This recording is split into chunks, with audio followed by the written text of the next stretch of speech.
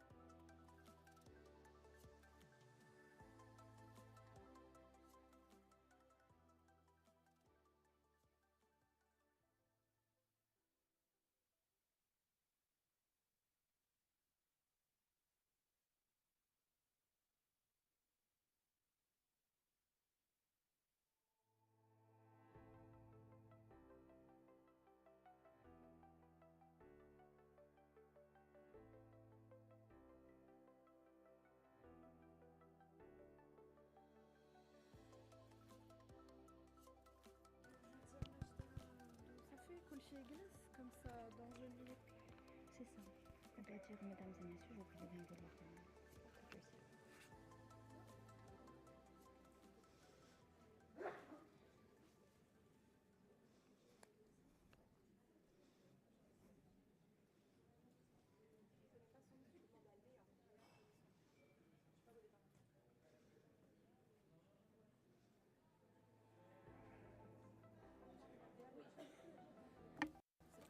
Mesdames et messieurs, merci. Ladies and gentlemen, we would like you to take your seat as we will be starting shortly.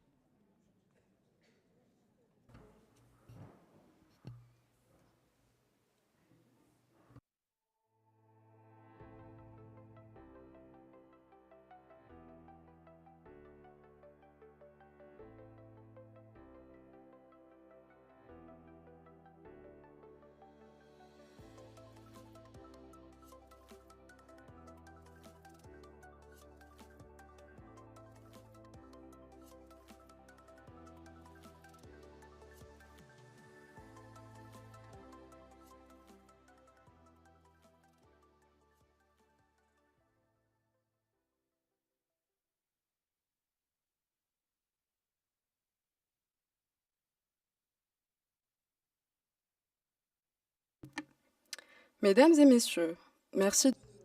Ladies and gentlemen, there is translation for this conference. Headsets are available at the welcome desk.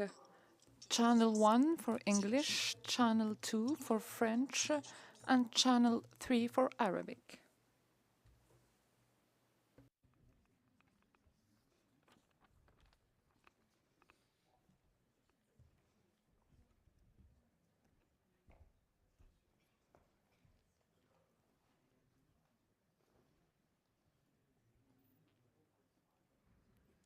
Bonjour à toutes et à tous. Hello, everyone, and welcome to the Policy Center for the New South. I'm Lilia Rizk, responsible for the Events and Emerging Leaders program, and I will have the pleasure to be your Master of Ceremony today. We are delighted to welcome you to celebrate the Developmentally Speaking initiative, take stock of the achievements of the pilot phase of the initiative after 16 editions, and it is also an opportunity to bring together all the actors who contributed to the success of the initiative and to thank them.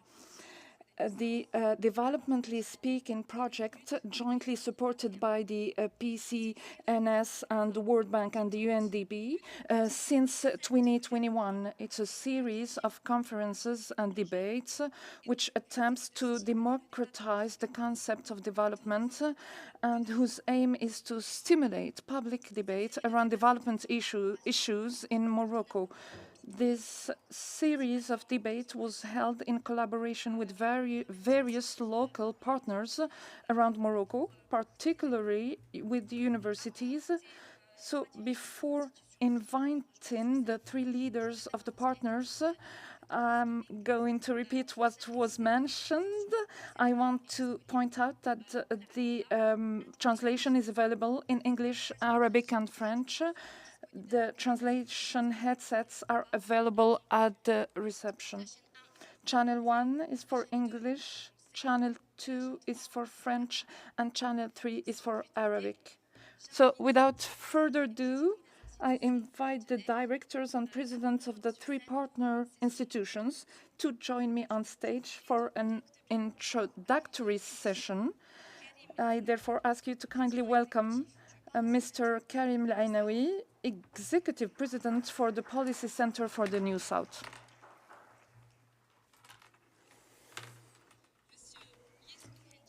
Mr. Jesko Henschel, Country Director for the Maghreb and Malta at the World Bank. And Mr. Edward Christo, Morocco Resident Representative of the United Nations Development Programme, or UNDP. Mr. Al-Ainaoui, you have the floor. Thank you, Lilia. Welcome. Marhaba. We are delighted to be among you, happy you answered our invitation. I just wanted to say some words about the think tank that is the Policy Center and why we decided to partner with the two international institutions and why we decided to take them with us. There are three elements. It started on economic question. We wanted to understand more the Moroccan economy. Like, for example, the participation rate of women in the market is weak.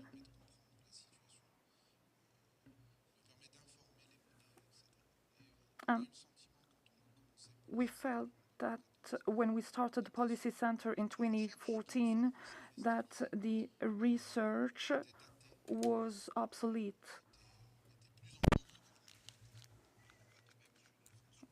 the same thing for behavioral functions of economy and investments. So we did the work cooperating and collaborating with the other partners.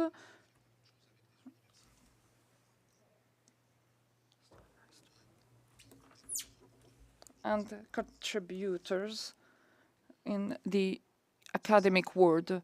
So this was the way we connected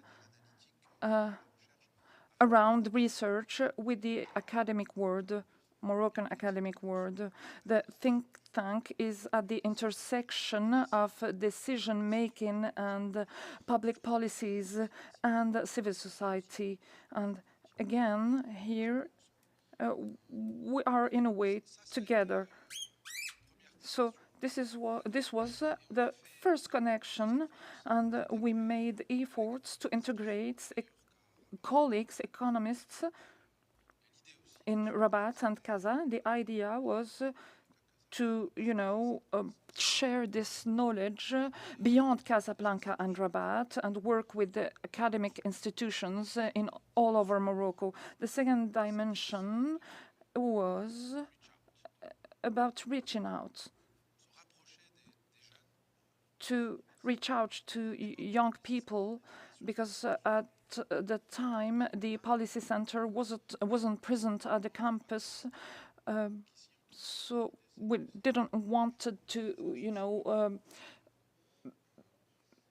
we wanted to reach out to young people, to listen to them, to recruit them for trainings. We have so many diversity in terms of social background, and it is translated in the young people projects we started here in the Policy Center for the New South. So we wanted to give a space for young people. This is what we do in the think tank. I think without me, it was already 30 years of existing. So this was one of the objectives, to listen and to share at the Policy Center this stylized facts and the importance of the role of science, methodology, social, economic, and experimental science, behavioral science, and political science, geopolitical science. It doesn't interest only the capitals in the countries, but all over Morocco. So I'm happy that we have been able to do this, and it is important to have this continuity and not to do things in the short terms just because it's the hype. So you have to work in the long term, because you will go have careers, but we will stay, and we will have the duty to. Can we sign? So yes, there needs to be continuity. The model needs to evolve, and we will listen to everyone. So this is what I wanted to say, and just to thank your teams. I'm not gonna name anyone, but I know that it's teamwork. Our friends from universities, thank you for welcoming us in every region. We were happy, and I hope that it was useful for them, for me. It is also a platform that can be available for other things. I would like to thank everyone behind these activities we started 3 years ago. I think it's always useful to celebrate these moments, to understand why it works. It works because there's a will, individual will, that wants to work together and to do things together. And it works because you were interested in partnering with us, and our colleagues from the 3 other institutions wanted to develop these initiatives. So again, I'm happy to be among you, happy for all the work that has been done, and impatient for what's to come. Thank you so much.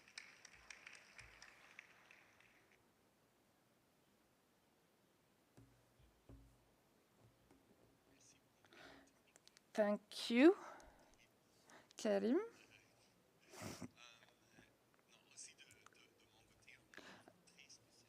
It is a special moment for me too, for us to be with you today to celebrate the first 16 editions of this series of dialogue.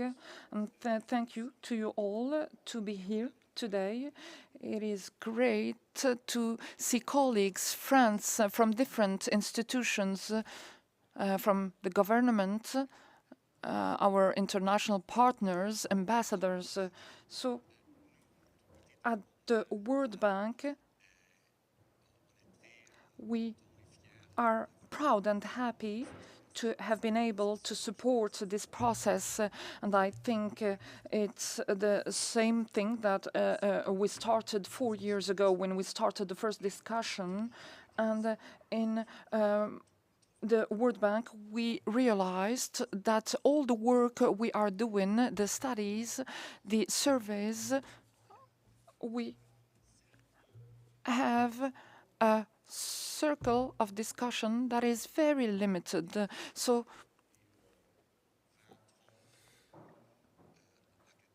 we had many academicians, same think tanks, but we didn't really have dialogues outside of this circle. So the idea of this dialogue is to put the dialogue at the center. Yes, there are dialogues about the blue economy, about the women participation in the work market, labor market, and the social reference. But the initial idea is about having a platform, a dialogue in all the country, and to have partners from the universities, from all the different regions, and democratize and open the dialogue to new groups, and specifically young people.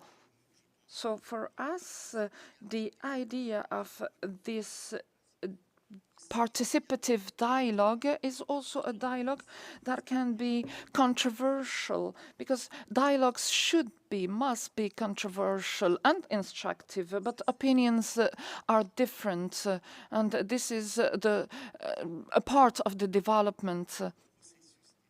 And the process of dialogues give us also a formulation of new public policies. We published a study few years ago about trust in Morocco, and we did a survey, home survey, to see what are the correlations, what determines the trust of citizens. And one of the outcomes that was the most important for me, it's the quality of services. No matter the public service, the quality has a great impact on the trust. But the formulation of public policies, the participation to dialogues, transparency, of the public policies was more important as a factor for the individual trust of citizens.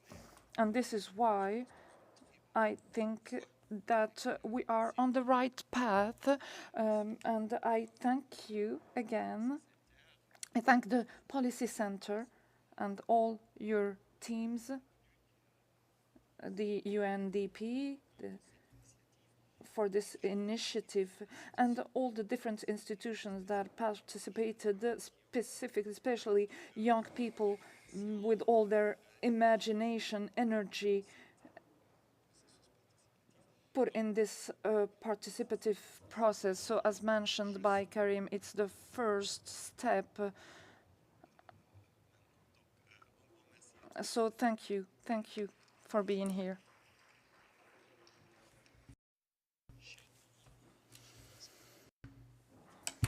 Dear Karim, dear Yesko, Mrs. Representative of the World Health Organization in Morocco, students, dear students, we are delighted to have heard Karim speak about the genesis of our proposal, the vision, and I'm delighted to have this opportunity to talk to the objectives of this program. I will share with you a few figures about what we have achieved and why we have decided to celebrate here and now our results. One of the first objectives of our program was to leave the narrow axis of Rabat and Casablanca.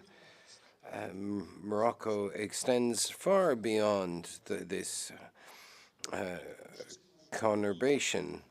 And today, I am particularly proud to share with you that we have visited not only Casablanca, but also Bouknadel, as well as going to the north, the south, the west, and the east. We went to Oujda, Rashidia, Meknes, Fez, Ifran, Tetouan, Agadir, Marrakesh, Khouribga, and Beni Mellal, and amongst many other towns and cities across the land. And for me, this is a particularly pleasant result of our common work. The second result I am happy to share with you is the wealth of conversations that we have had across these 16 editions. We spoke of the blue economy, social coverage, citizen commitment to climate change and climate education, combating gender-based violence, social and economic inclusion, innovation, development of in the oasis regions, the public policy development, sustainable cities, hydric stress, green jobs, migration, and many, many other topics. So we have clearly progressed significantly. And we have achieved much. As I said, we've had 16 editions across 14 cities. Secondly, throughout this event, we have involved 24,000 young people in person or online, so that's quite the achievement. We have engaged with 19 public and private partners, including academia and civil society and private sector organizations. We've had more than 80 speakers and regional local experts, some on the Shabab/youth side, others less so, who have spoken extensively on the gains in Sustainable Development Goals, SDGs. I would also like, in conclusion, to thank our partners, Karim, for your vision, Yesco, for your support and sharing this common vision that we discussed in the library of your ex-location in Hay Riyadh. This was in COVID time, so we had to keep the social distance, but it had been a very fruitful conversation. And now we are much closer and happy to be so. Thank you very much. I'd like to thank all the coordinators from the Policy Center, the World Bank. Thank you very much. Please stand up.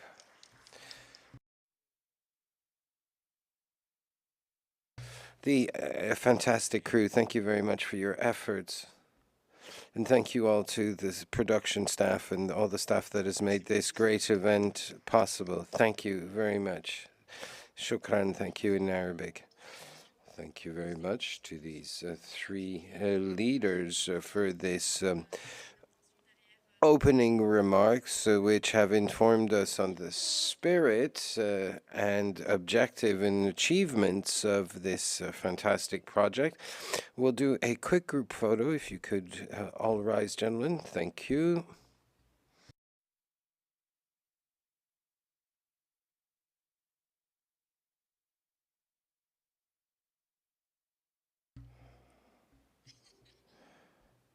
Could we ask the ladies to join us? Yes, gender balanced. Ladies, please join us on stage.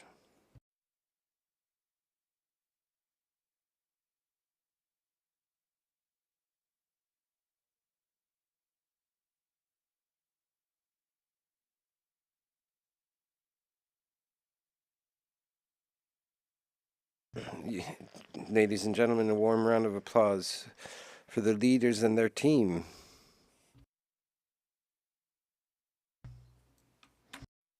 Thank you. We will now continue with our event. I would like to call Mr. Sliman Meidat, Director of the Budget for the Ministry of Scientific Research and Innovation. The floor is yours.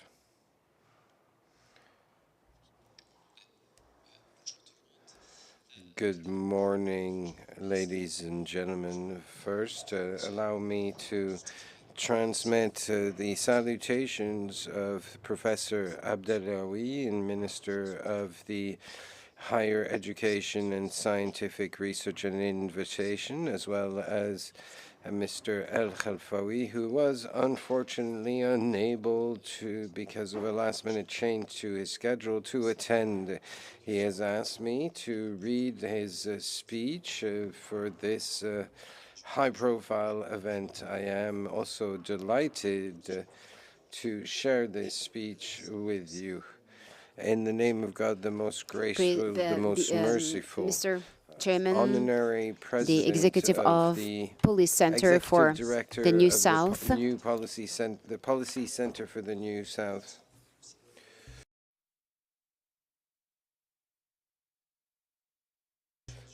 Honorable representative of the UNDP, honorable presidents of deans of universities, representatives of the embassies and international organization, including the World Bank and the UNDP, ladies and gentlemen, heads of universities, dear colleagues, teacher, researchers, and representatives of the civil society organizations, dear students, ladies and gentlemen, all protocols observed, dear guests.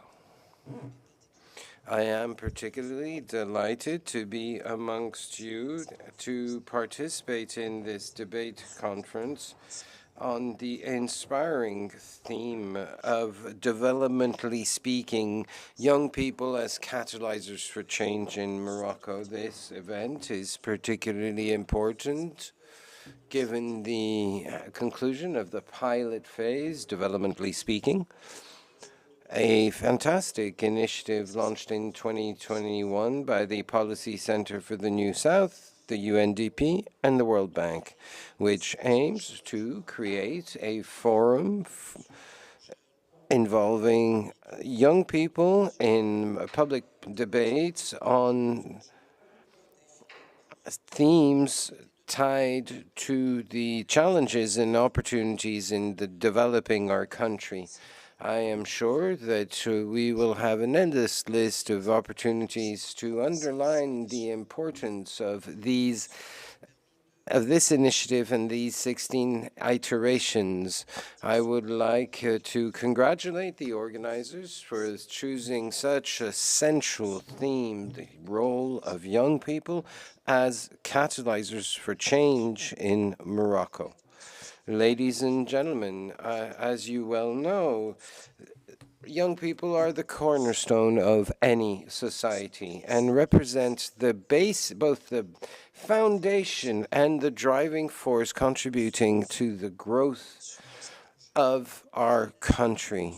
Aware of what's at stake, young people are at the heart of any policy of the government under the guidance of His Majesty King Mohammed VI, may God assist him, for whom young people are particularly important and are constantly placed by His Majesty at the center of this paradigm. If I may quote His Majesty in his speech celebrating the 65th anniversary of the Revolution of the People and the King, I had already underlined how important it was to place young people and their challenges at the heart of the new development model. I have called for an integrated policy focused on young people that would define the tools that would enable to improve their condition.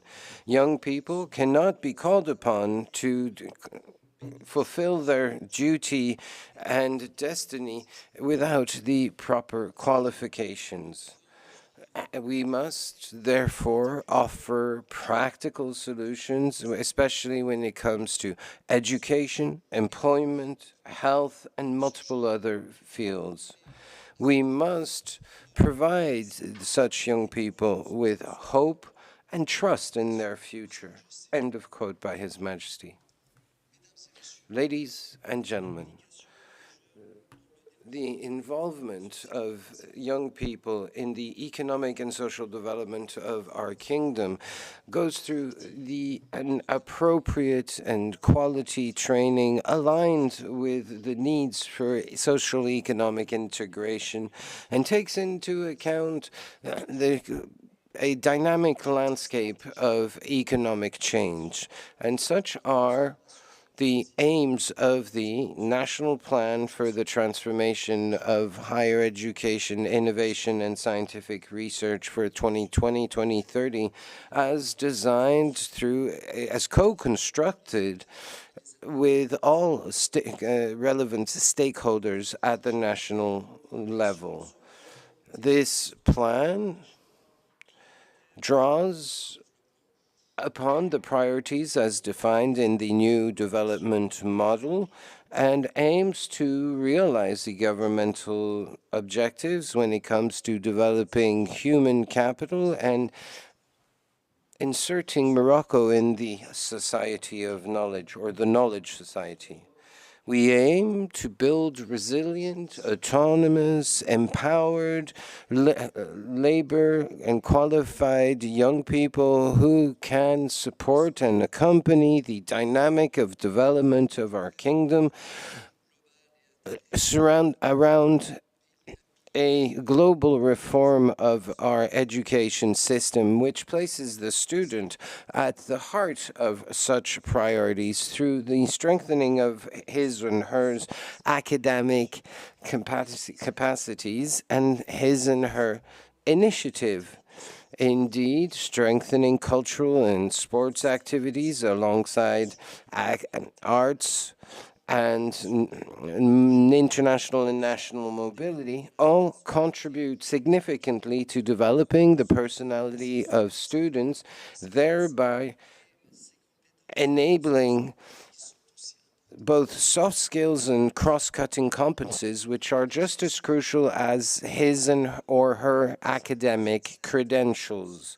The kingdom does indeed enjoy a significant demographic dividend, which is truly its wealth and driving force. Nonetheless, the dynamic landscape we are currently traversing with its important challenges, be they climatic, immigration, water stress, epidemics, international conflicts, and of course, digital transformation in the age of artificial intelligence, all these challenges have an impact on our daily lives. Rising up to these challenges require that we mobilize our collective will and resources as well and work alongside with our international partners to provide our young people with the tools and competences that they will need to find coordinated and innovative responses. The key to our success is our young people, whom we are committed to supporting and help them rise to these challenges so that they can outline a better future for all of us. I am deeply convinced that betting on the young people of Morocco is making a bet on a significant and transformative power that can lead our country to prosperity.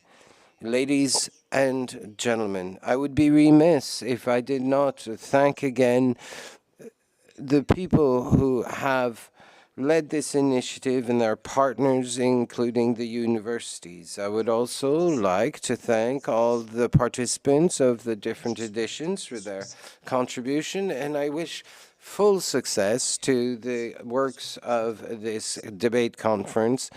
Thank you very much. In the name of God, the most gracious, the most merciful, thank you. Thank you for your speech. And thank you for representing the Ministry of Interior. I now invite you to move on to broadcasting a presentation video of a few minutes which summarizes the highlights of the initiative. Happy viewing.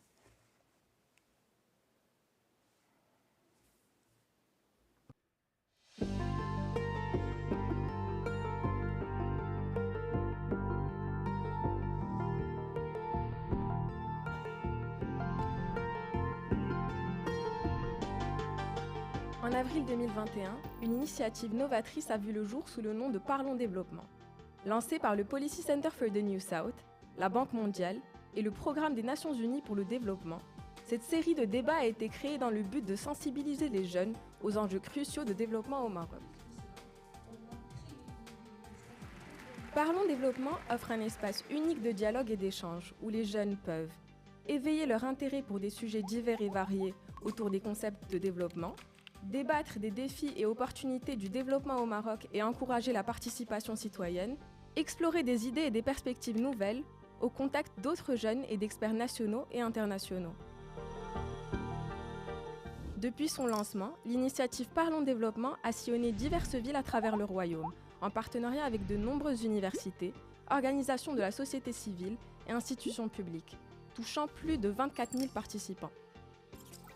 Des thématiques variées ont été abordées, allant de l'innovation territoriale à la stratégie de développement des zones oasiennes, de la gestion de l'eau aux défis de l'éducation à la citoyenneté et bien d'autres sujets passionnants.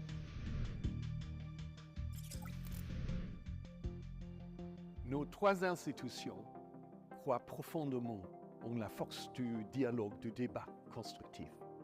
Et Parlons de développement est avant tout un espace de dialogue dans lequel se rencontreront les jeunes et les acteurs nationaux et internationaux pour échanger autour du modèle de développement du royaume. C'est aussi une initiative qui permet de rendre accessible une variété de thématiques clés du développement. Parlons Développement est un reflet de notre engagement envers la jeunesse marocaine, qui est la clé d'un avenir durable.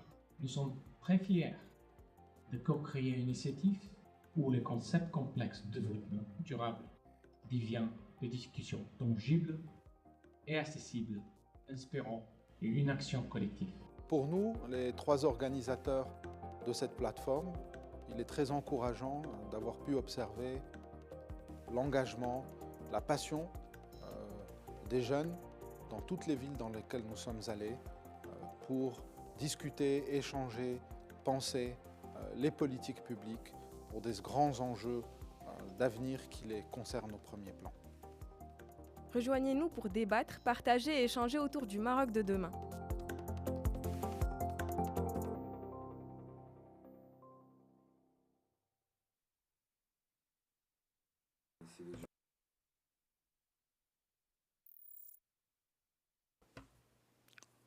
On n'entend pas.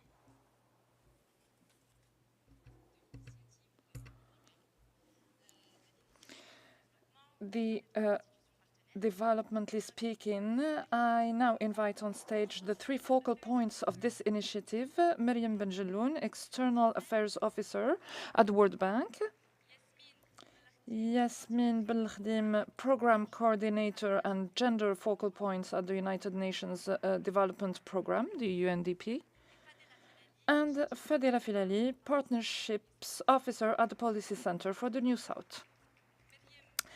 Miriam, Yasmin and Fadila have chosen to tell us the story of the initiative, which has been going on for almost 3 years. Their presentation will be accompanied by a drawing, a fresco, which will illustrate their words in real time.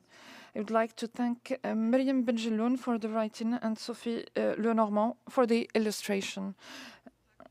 So the 3 of us are going to tell you this wonderful story of developmentally speaking, the story that we have been living for 3 years now.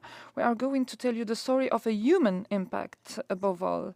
You were able to see in the presentation film, which has just been shown to you, important figures and quantitative indicators of which we are proud. But now it is a question of telling you the intangible impact of this adventure, the one that is more complicated to show, but to which many of us in this room have contributed. We sowed seeds in universities and civil society organizations and reaped much more than we initially expected. Developmentally speaking is above all a story about young people and other young people at heart. Young people at the center of reflection, from the design of the project to its realization. Developmentally speaking is also a powerful partnership at the first level between our 3 institutions, the World Bank, the UNDP and the PCNS, with hours and hours spent together thinking, programming, improving, convincing, counting, negotiating, laughing, imagining and dreaming. And it is also a partnership, solid partnership on several other levels with universities, faculties, civil society organizations, teams within universities, experts, our colleagues, and young people who make it possible to create a great community. A community is a collaboration of the heart. It is being able to count on each other, grow together. So being part of a community also means asking yourself how to work better together today and tomorrow, how to be inclusive and how to create more frequent opportunities to meet or collaborate. developmentally speaking, is a project that we try to bring to life and develop, particularly for moments like this when we find our community, to make it grow and strengthen it. The strength of a community is also feeling proud when during a cultural performance we hear the name of Lhsan Kabiri cited as an example for his action for the development of oasis in Morocco, and saying to ourselves that we have a chance to know him thanks to developmentally speaking. It means being deeply touched in one's heart by the concerns of young people, their sense of responsibility, their ideas, and for a better future. It is also spending time with our partners on their campus, see their commitments, their dedication to the young people. It is also the opportunity to chat with young people and share unusual moments. One of those who earned me my last laugh in this room, they will recognize themselves. And it is finally seeing all these young people in their plurality, their involvement and their strength, and to be proud to say that tomorrow it is they who will represent Morocco at the national, continental, regional and international level.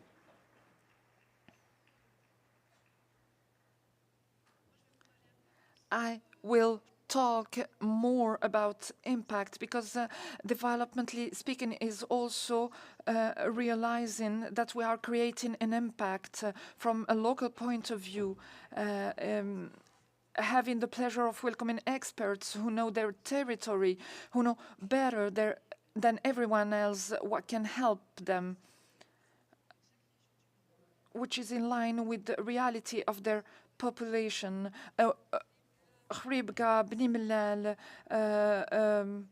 رشيدية Ait Milloul. The teams of developmentally speaking discovered treasures in all the public universities, and every step was a realization and a dialogue on specific needs of every region. It was the benefits from the knowledge, opinions, and experience of others, because they are the best placed to talk to us about the challenges of the region. Let's talk. Developmentally speaking is also generational impact. So this is why we are convinced that young people are also experts. It was through this exchange that we can benefit from experience sharing. The only thing that is important is the sharing of idea, and innovation can come from both sides. So expertise is shared. Developmentally speaking, as a gender focal point, has also an impact or gender impact. It was an element that was very important for us to promote the quality of gender in each time in a world where the women's voice are not heard, to guarantee a balanced representation in panels, but also in the participation. Women were present, they were heard and encouraged to express themselves. We discovered that it was hard to balance this gender impact. So we have also chosen many themes with the gender equality at the heart of these themes. Among them, the gender-based violence, realities, perspectives of the gender equality in Morocco. And these discussions showed us that positive masculinity is not a myth, it's a tangible reality. We've had the pleasure to hear from many Moroccan men. It showed us that the gender equality is not the responsibility of women only, but it's the society's responsibility. Developmentally speaking has also an impact on decision making, and sometimes we've reached out to the voices of young people, reached out to decision makers. So we had conferences, presentations about GBV, gender-based violence, and it was related by many members of the panels that related this in their own universities. So it is very touching because it means that these debates, these conferences are not limited to the academic world. So the young people mobilization and them being connected to the challenges of their time and the challenges of tomorrow. We were also surprised to see that these young people were very committed. We've talked about the climate topic with the participation of young people to the climate change problematic. So we've heard of young activists from the MENA region that talked about the climate change, and we've noticed that they were very committed. And it's also, developmentally speaking, it's also an adventure. You, the partners, the collaborators, and you are today our friends. Developmentally speaking is today very mature, and it's because of the efforts of all of you. It's and spending time with our partners, seeing their commitments. It also means having the opportunity to collaborate with the University of Ain Shuk, where we have an academic committee that helps us today with our gender strategy at the UNDP, the UIR, the International University of Rabat, that has today a training program. And we also have a training program at the World Bank. Just to tell you that we are starting a new phase to have more and greater impact. We are available just to have more and more impacts together. And thank you.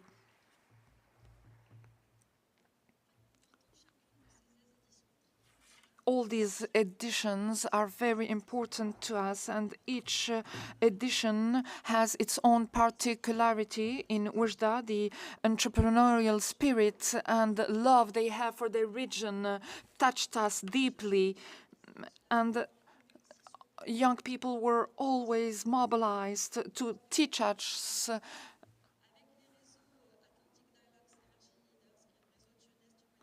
with the ADL and WLP networks. We have been impressed and by the feeling of responsibility they have towards their society.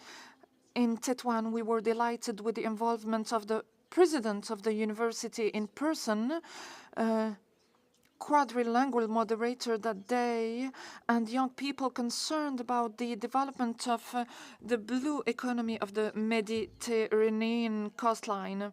We went to Irashidia. We were won over by the teaching staff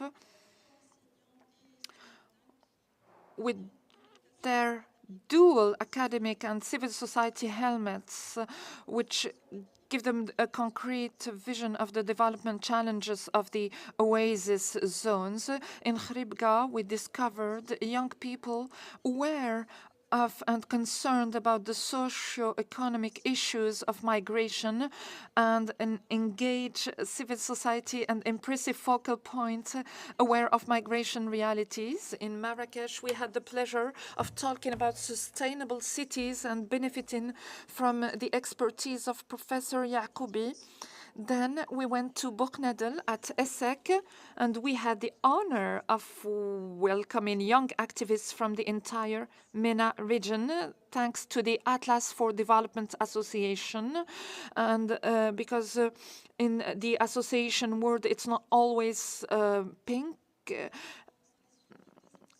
Then we had 2 editions in Rabat, one about the importance of family, where we had the pleasure of receiving Minister Awatif Hiyar, as well as experts very committed to the issue of Rabati youth.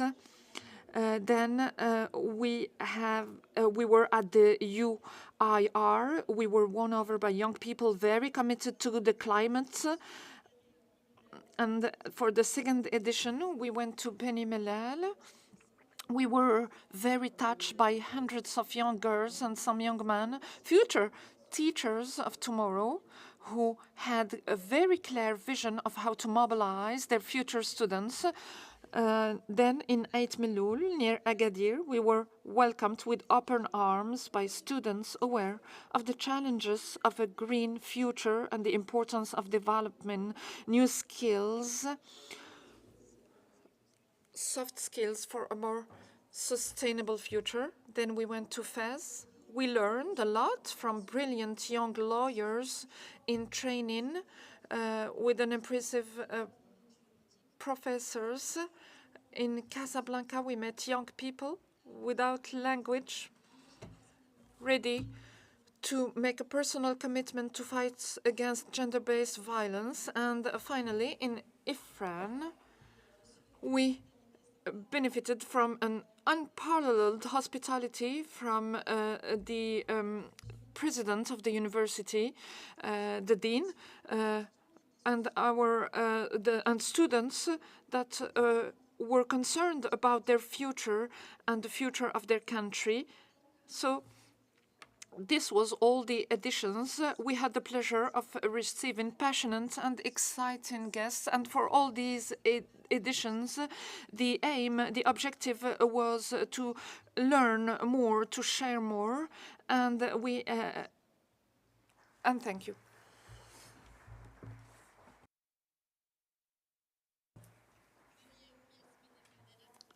Thank you, Yasmin, Fadila, and Miriam, for your presentation of the project. For this project you started together. Thank you. I invite you to stay on stage for a group photo.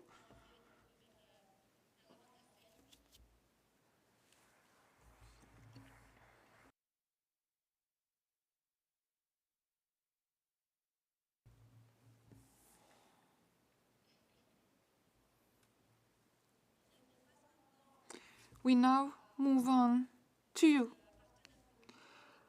our local partners and focal points, experts and students who took part to the conferences of Developmentally Speaking. So to do this, I am now inviting on stage representatives of local partners, experts and students who contributed to one of the 16 editions to share their testimonies with us.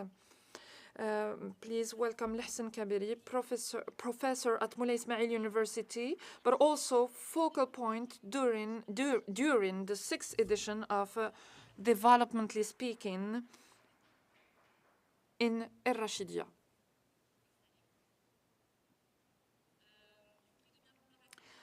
Please welcome Nizha Lehrisi, co-founder of the NGO STEM Morocco, as well as expert and speaker at the 16th edition in Ifran around digital innovation.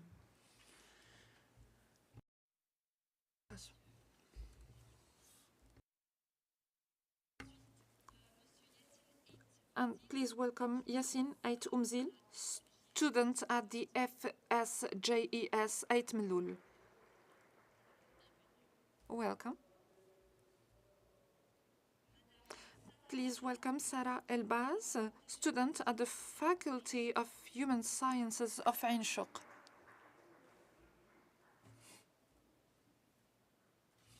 Welcome. Madame Selma Benkhii, students at Al Akhawain University.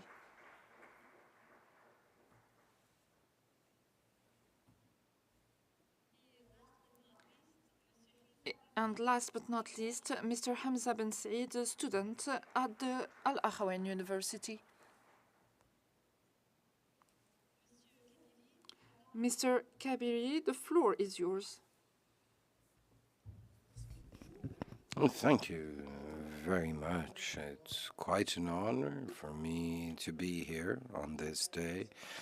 I would like to sincerely thank the three organizations, the Policy Center, the UNDP, and the World Bank, and as well as the fantastic and powerful team for putting together this event.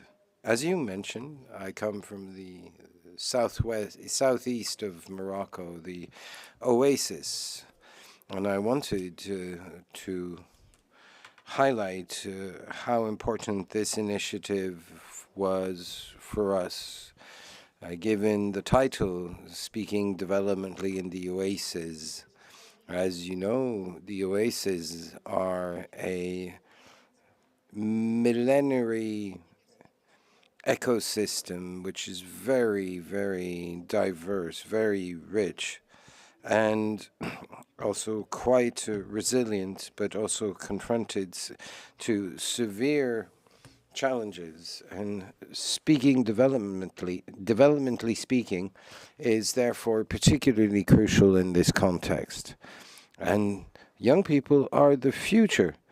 Our duty is to support young people, to train young people, to provide them with perspectives, but so that they can carry forward public policy. It is important that youth, given the transformation of the world, that it is therefore important that the young people have a vision of what is happening in the broader world. And once again, I'd like to thank you for coming to see us at home in our university, for opening a dialogue on a very relevant topic. And I think clearly the feedback from both the teachers and professors and students was that this was a particularly rich dialogue. And we were delighted to have that you made the effort to come see us in our own setting. The deep Morocco, or somewhat remote Morocco. And we are looking forward to continuing this dialogue and making sure that it ensures the young people of all Morocco. This is something that the topics must not be perceived in an isolated manner, but needs, on the contrary, to englobe all stakeholders and all areas. On our daily work, we work with communities, and therefore, developmentally speaking, is particularly crucial to us. Let's take, for example, a nomadic individual. The nomads clearly understand the climate challenges and need to adapt to them on a daily basis. So therefore, this dialogue must extend beyond universities. Yes, I'm an academic, and I am an Oasis native, but it is also crucial that as such I participate to the development, as modestly as I may, in the development of my region. And some of the recommendations that were made by this program was to have to have stronger awareness-raising programs for the SDGs. Sustainable Development Goal. Even in France, only 10% of the population know what the SDGs are for their country, the Sustainable Development Goals. So there is a clear lack of visibility on SDGs in Morocco. I believe we must also support initiatives in research, in financing research, in financing climate actions in fragile ecosystems such as ours. For example, food security, energy, the development of integrated tourism. I therefore suggest also that we build on this developmentally speaking dialogue with a action plan. Sorry if I spoke a bit too much. The floor is yours, ma'am. Go ahead. In the name of God, the most gracious, the most merciful. So we are in a room where half the audience is a woman, and all of us were a little girl. Given one point, a little girl today will be 21 years old, but 21 years old by 2035, and we need to ask ourselves what is the probability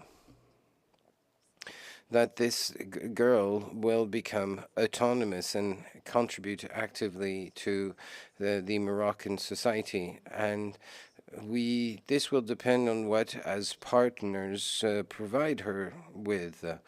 Our association works for the digital inclusion of girls across the 12 regions of Morocco. It's been my pleasure and honor, thank you, Miriam, for this invitation, and Fadila as well, to partake in the 16th edition at the Al Akhawain School of Science and Engineering on an event focusing on innovation.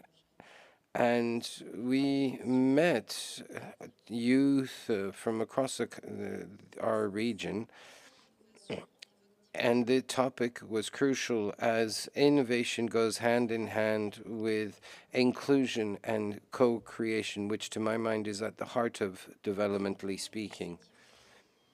This bridge, this forum, and the mechanism that we have therefore creating by reaching out to 8 to 10-year-old girls, and I'm afraid I will contradict you, but our girls who've partaken in the Technovation Girls are fully aware of the SDGs, as the principle of the competition is that they must identify a community issue related to SDG, social development SDGs, and provide technical solutions.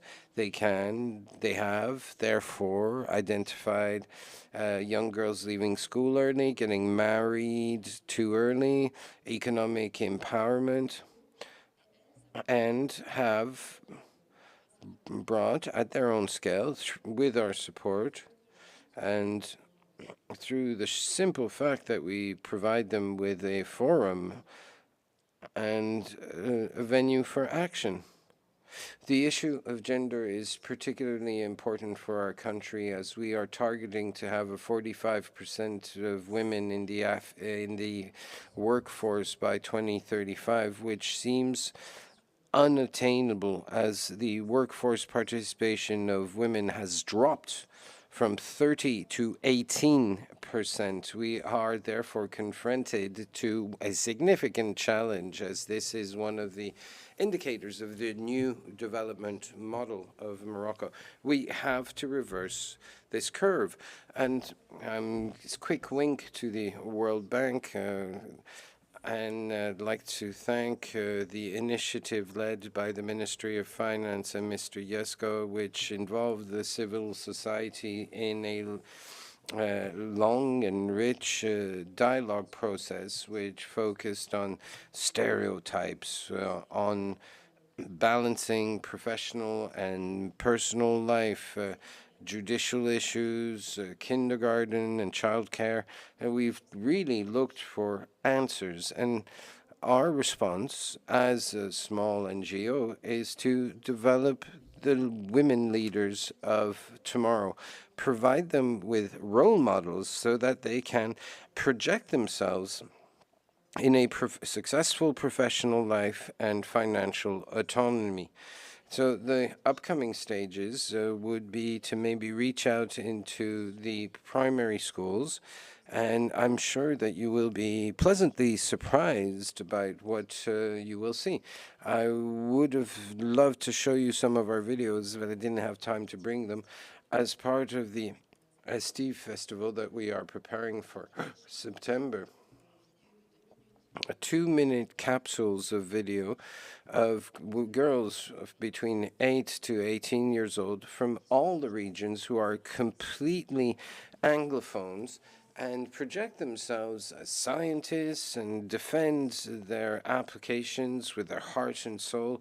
And I really would like to thank this initiative of Developmentally Speaking, as we have pearls hidden all across the land. The floor is now to Mr. Ait Umnil. Thank you. I am a student research in political science at the Ait Milil University Faculty of Social Sciences. First, I would like to thank the organizers for the opportunity to partake in this fantastic event. I am delighted to be amongst you today. In Ait Milul, we were delighted to welcome within our young faculty the 13th edition of Developmentally Speaking. We're trying to find responses to the development challenges of our own region.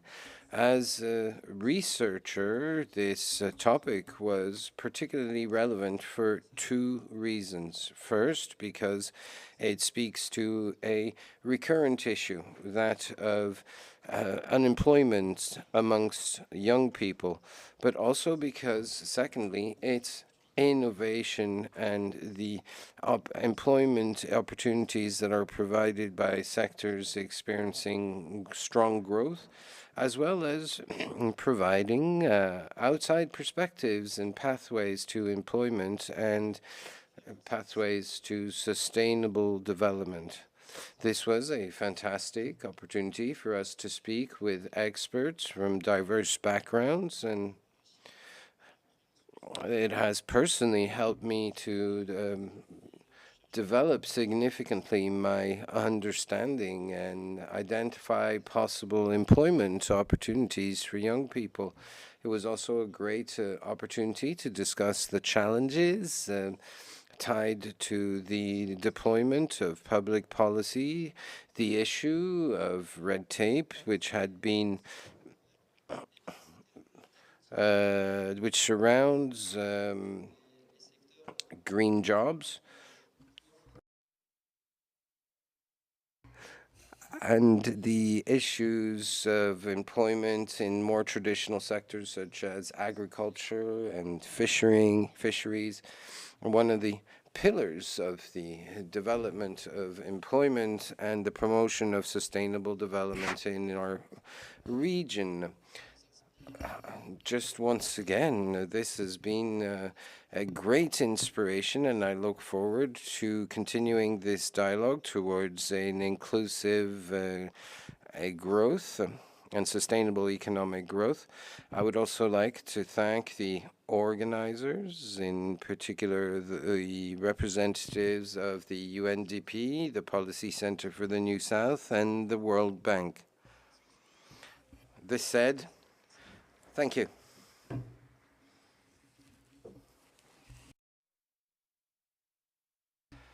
Good morning. My name is Sarah Elbeth. I am a student research in society and culture.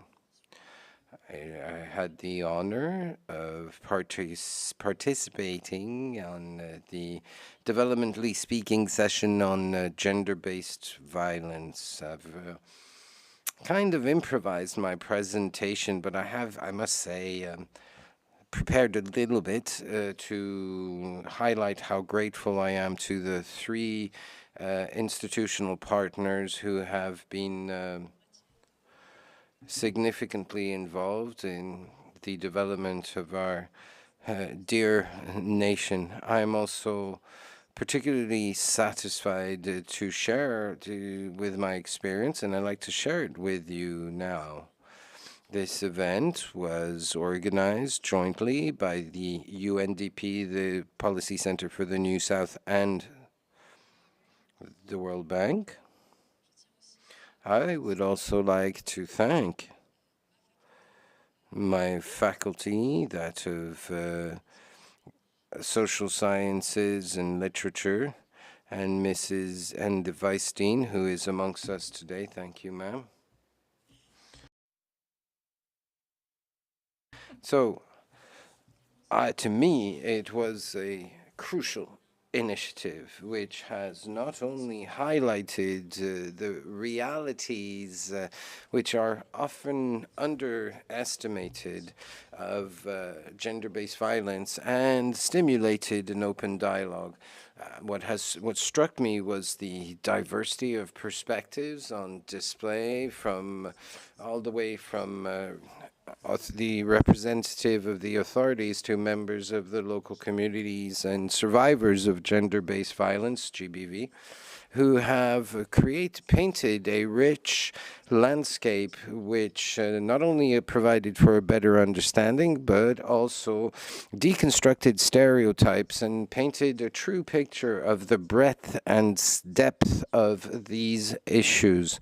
They not only focus on the different forms of gender-based violence, but have also trained participants on detecting early signs of GBV and highlighted the platforms which had been developed by the UNDP based on the statistical information from the National Organization for Data called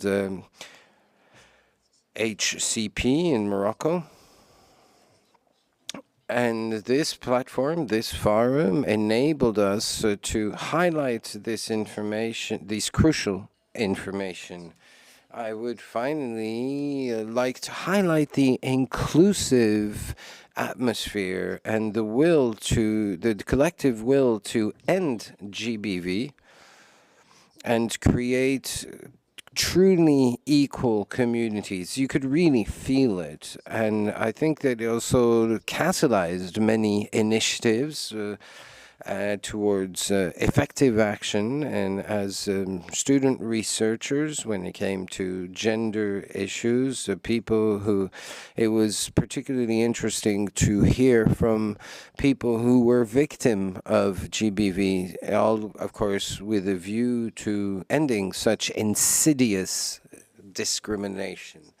Overall, developmentally speaking, was an engine for development, and both all three partners, the World Bank, the Policy Center for New Development, and the UNDP, has shown expertise, flexibility, communication, both raising awareness and scientifically sound, to ensure that women were able to develop, and created a motivational atmosphere. All this has reinforced my conviction for the need for a coordinated and collective action to promote the just and equal society that all Moroccans aspire to. I believe that this is not a dream anymore, and that this developmentally speaking initiative has provided me with not just a better awareness, but also a true and strong desire to shift gears and act in this field, and it has also revealed many ideas and things that had been heretofore left unspoken. And we are looking forward to the new editions of Developmentally Speaking. And once again, I'd like to thank the three foundations as well as the faculties that for their warm welcome for such initiatives. Bonjour, c'est Manuel Ben Sidi. Je suis ici avec mes collègues pour représenter l'université d'Alahawaïn et vous parler comment l'intelligence artificielle, l'AI, peut nous aider à atteindre nos objectifs. Nous avions participé à des ateliers organisés par le Policy Center for the New South, le PNUD de la Banque mondiale, et nous avons aussi reconnu les... So these goals range from eradicating poverty to making sure everyone has access to clean water. And to us, they really represent the global aspirations of the global community. So I'd first like to talk about the advent of AI. So we're in a pivotal moment in history where the advancements of technology kind of intersect with humanity's biggest challenges. And with that in mind, we should not forget that AI has the potential to revolutionize our approach to achieving those SDGs. How? By unlocking potential new solutions, driving innovation, but also fostering collaboration across all sectors. We also came up with some example as to how AI can help us achieve those SDGs. So first, SDG 1, poverty eradication, and how can AI help with that? It would be interesting to leverage AI-powered analytics, but also predictive modeling. This would help enhance poverty mapping, localize vulnerable communities, but also get those communities out of poverty through tailored and targeted interventions. Also, there are some AI-driven financial inclusion initiatives that can be used. So micro-lending, which is an alternative for people who aren't necessarily eligible for bank loans. And there are a lot of platforms like Kiva, so working on developing those could help. Also, digital payment systems. This one was a bit surprising, but upon research, we found that according to the Bill and Melinda Gates Foundation, they could reduce transaction costs by up to 90%, which for lower income people and households could make a huge difference, especially on the long term. And these solutions overall can help empower people to sustain sustainable livelihoods. Then SDG 11, so AI for sustainable cities. With the acceleration of urbanization, AI can really help build smart and sustainable cities. So from traffic management to waste management, through AI tools, we can optimize resource allocation and enhance urban resilience, but also improve the quality of life of urban dwellers. Then AI for education, which represents SDG 4. I think we can all agree that education is the foundation to building a better world and more sustainable world. So by using AI-driven educational tools such as adaptive learning platforms, but also smart tutoring systems, we can personalize learning experiences, bridge learning gaps, and most importantly, democratize education, especially in underserved communities. Then we have AI for healthcare, which represents SDG 3.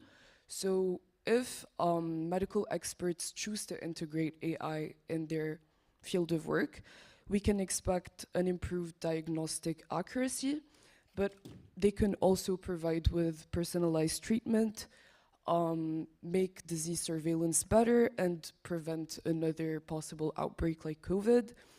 So from early disease detection to remote patient monitoring, we can ensure that health inequalities are reduced, that there is a universal access to quality healthcare, but ultimately save lives. Finally, AI for climate action. So that represents SDG 13. And we can again all agree that climate change poses a huge threat to sustainable development. And AI technologies such as satellite imagery analysis and climate modeling can help us enhance our understanding of environmental patterns, but also facilitate climate risk assessment and also optimize resource allocation for mitigation and adaptation efforts. I'm going to leave the floor to Hamza to continue. And if we can have a quick intervention, that would be best. Okay. Thank you. S'il vous plaît, je tiens justement à rectifier par rapport. I would like to correct myself. I said the BIMSIC faculty because I participated to a conference there, but I'm from the faculty of Ain Chouk, Casablanca, the faculty of human sciences. Workshop featured a dynamic debate where experts from diverse backgrounds engaged in a spirited discussion on the role of AI in driving digital transformation, with representatives ranging from academia to industry. They discussed and examined the impact of AI on various sectors, including the job market, NGOs, and education. During the discussion, we delved into the evolving landscape of employment and how AI is reshaping recruitment processes. Students were keenly interested in understanding how AI algorithms are influencing job opportunities and career paths. The debates underscored the need for proactive measures to ensure that AI-driven advancements in the job market are inclusive and equitable. Furthermore, one of the experts who works closely with NGOs shed light on how AI initiatives could benefit young women from rural areas. By providing access to academic workshops and classes, especially in digital literacy and relevant skills, we can bridge the gap and empower these individuals to compete on par with their urban counterparts. This emphasis on inclusivity resonated strongly with our audience, highlighting the importance of addressing socioeconomic disparities in the AI-driven future. In conclusion, our exploration has shed light on the immense potential of artificial intelligence to advance the 17 Sustainable Development Goals and foster a more inclusive and sustainable future for all.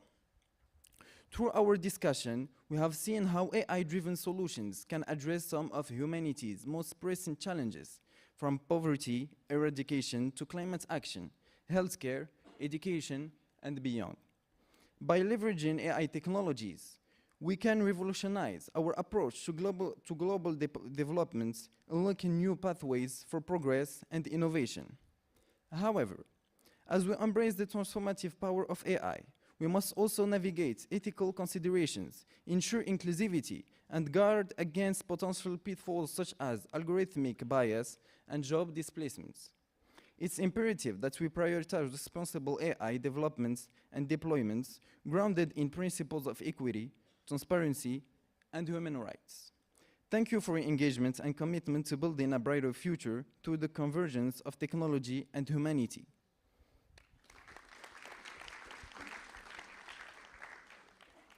Merci.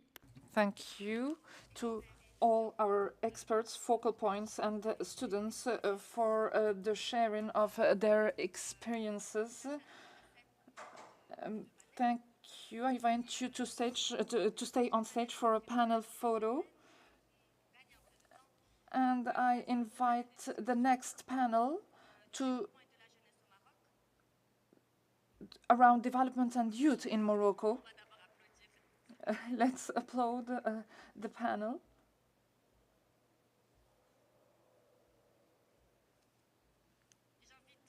I therefore invite the moderator and Madam Noelia Richard, Deputy Resident Representative at the UNDP. She will be our moderator for this session. Asma El-Hajji, Program Director at the Moroccan Leadership Institute. Shaima Bourjij, Project Coordinator at the Friedrich Naumann Foundation in Morocco. Hatim El-Uthmani, Youth Climate Activist and Founder and Regional Coordinator of the Unite Network for the MENA region. And Anas Hadan, General Director of the Les Citoyens Association. Thank you. Thank you. Everyone. The first part of this event was very inspirational. We've talked about commitments, significant commitments, inclusivity, co-creation, and impact. With this panel, excellent panel, we will go deeper and talk deeper about the impact, and we will determine how young people are today this impact of development. You were already introduced. Thank you for being with us. My first question is addressed to Shaima. Can you define the significant commitment in your opinion as a young woman, and maybe explain to us how you support this commitment, this citizen political commitment of young people in Morocco, namely their participation in, their partaking in the decision making and the development of their country? First of all, I would like to thank the three institutions behind the initiative. For me, it's this initiative is not only about inclusivity of young people, but also greater work. So I congratulate you. And through you, I would like to thank the three institutions and to thank you all for being here. I am deeply touched to see that there are so many people who believe in the young people and who see young people as catalysts for change. I work as a coordinator at the Friedrich Naumann Foundation, and I work with young people. And for me, it's all about the capacity of young people to influence their community in order for these communities to meet their inspirations, their needs, and how they can be integrated to the decision-making process. To achieve this significant commitment, we've worked on many themes in my foundation, and the Friedrich Naumann Foundation is one of the oldest foundations in Morocco. So we've worked on the capacity strengthening on three levels. First of all, the civic capacity. How can young people become pioneers of citizen participation, as mentioned, stipulated on the Constitution? How can they contribute to change the Morocco we are living in today? So we have organized boot camps, round tables, conferences around the participation of young people and their commitment. At the second level, we work on the strengthening of capacities of young people to be present in political parties in Morocco, and we work with diversifies political party. One of them is the Popular Movement. We work with young researchers and young people from different backgrounds. And the Foundation Friedrich Naumann advocated in 2005, before the 2011 Constitution. It was one of the greatest achievements of the foundation. It's the inclusion of young people in the projects. So we have innovative projects in the future. So we support creativity young people created made in Morocco prototypes, and some of them have created companies, women working in metal plants. So we have also worked, and we continue to work with young people in the rural areas to help them become entrepreneurs and to help them become more and more independent. We are going to work in Tlatn Yaqoub. So all these projects, their common denominator is what I like to call the 5 Ps. First, the passion of the foundation and its different partners. For us, the young people are at the heart of our strategies. As you mentioned, they are blended, they work with their hearts, and they really do believe in the cause. The second P is proactivity. We have always been proactive when it comes to young people.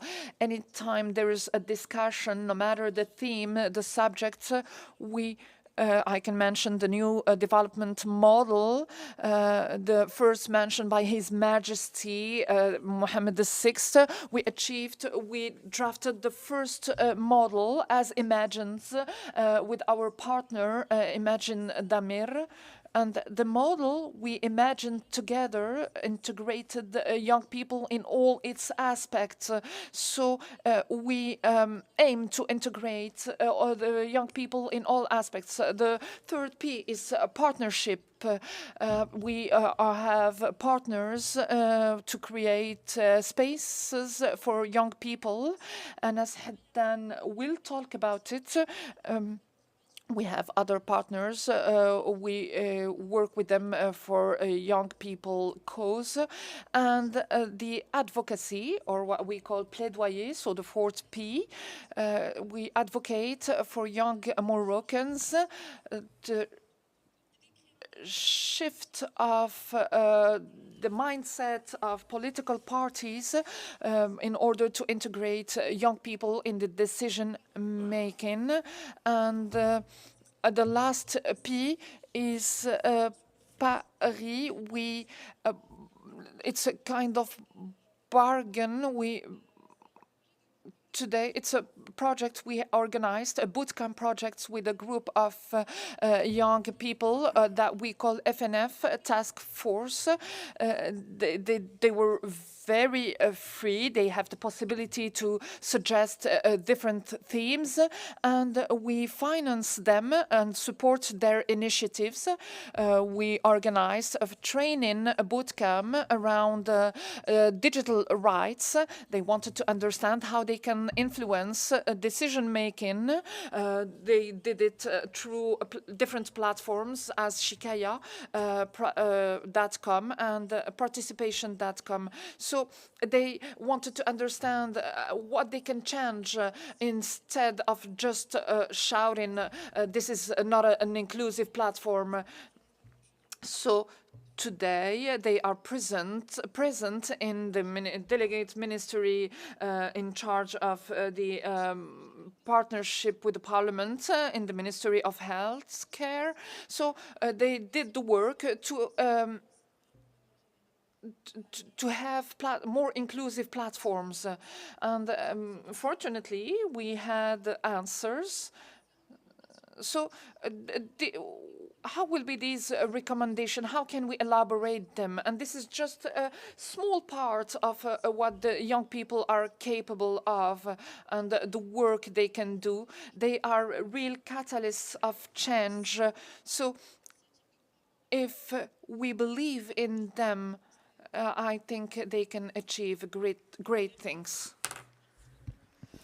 Thank you very much for such an inspiring sharing of the 5 Ps and this focus on influence. We are really walking the talk, having a youth-led debate and impact. Hatim, I'm going to give you the floor now. I would like to hear from you, maybe a quick comment on these 5 Ps and the idea of influence and the importance of intergenerational dialogue. You may have heard the General Secretary of the United Nations mentioning that young people are the main source of hope. What does this mean for climate action? As you know, the situation is critical. And young people, through their innovation, through their courage, and through raising their voice and speaking to the powers that be, and how they can strengthen climate response. Can you tell us more about what you do? Well, yes, a lot of questions, many answers, not a lot of time. Well, I would first like to thank you for this very kind invitation. I am delighted to be here amongst you and amongst such a distinguished panel. I really have much respect for your work. Intergenerational dialogue. I think it was mentioned that Morocco is a young country, but is also in a young continent. The average age in Africa is 20 years old. The policy makers are 60 years old. We clearly have a huge generational gap in the youngest continent in the world, with 60% of the population under 25. In this context, intergenerational dialogue is clearly crucial. And through this dialogue, we will be able to bridge this gap, which is unfortunately growing between the juniors and the seniors, and can lead to misunderstandings, if not conflict, and therefore the marginalization of young people. Why? Well, because we're in a dynamic landscape of rapid changes in technology and other fields, and young people in this landscape tend to perceive their elders as somewhat rigid, unquote, and focused on outdated tradition, outdated technologies. And whereas these elders might see young people as lazy and disrespectful. So these preconceived ideas can constitute serious obstacles to dialogues. We therefore need to unpick this narrative. And I believe that this will allow us to promote the inclusion of young people by creating a forum for the young and the old. It is also a forum for the transfer of knowledge, as the others have indeed accumulated significant experience that can be shared with young people. And it is important that the young people do learn from the mistakes of the past to avoid repeating them. And we heard of the Al Hawaii University students who spoke of AI. So this will enable to foster innovation as young people are more connected, more creative, and more inclined to risk-taking. And therefore, this dialogue strengthens social cohesion. It is also important, through developmentally speaking, that we try to bridge the institutional gap. There is a perception that it is difficult to access or speak to such institutions, and therefore having a direct dialogue between the representatives of such institutions and young people helps to bridge this gap. When it comes to climate action, I think we can all agree this is the topic of the 21st century. At Atlas for Development, we launched the 63 Academy, to partake in the African Union dialogue on climate change, which unfortunately is not well, doesn't have a very high profile. But we did hear from quite a wide variety of speakers, from, for example, the first president of Ireland. We've had a few ambassadors, and I'd like to hail His Excellency, the Ambassador of Norway, who was with us then. And then I would also like to respond to what Shema said and the previous speakers have said. Speaking is good, but we need to walk the talk. And that is also the philosophy of Atlas for Development. We have mobilized seed funding to ensure that at the continental level, these young people can launch their own actions. It could be entrepreneurial startups, it could be civil society organizations. Once again, the talking is great, but acting is better. Thank you for raising this issue of this institutional crisis and this lack of trust amongst the young people, which tends to represent a serious break in the bridging of the generational gap. And also thank you for raising the issue of seed funding, sorry, so that we can, and I will return to this, so that we can look at relevant action in this field. Asma, you have significantly contributed to encouraging the participation of young people in the political dialogue, specifically young women. What could you tell us about your approach and the lessons that you have learned?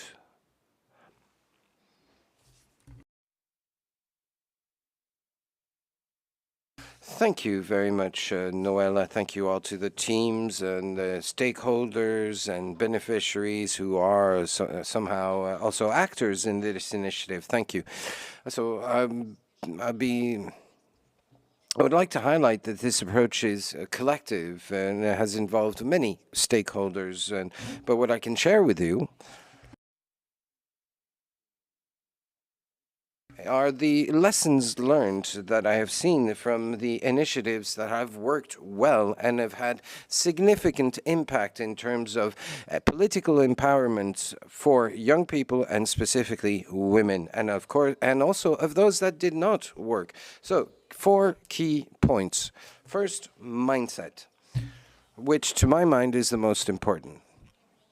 It's not necessarily the means that are keeping us back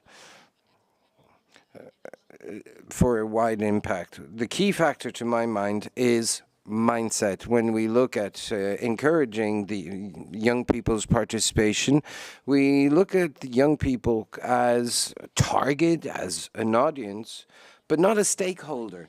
And this will transpire in most contexts. And there is a mindset of helping out people just because.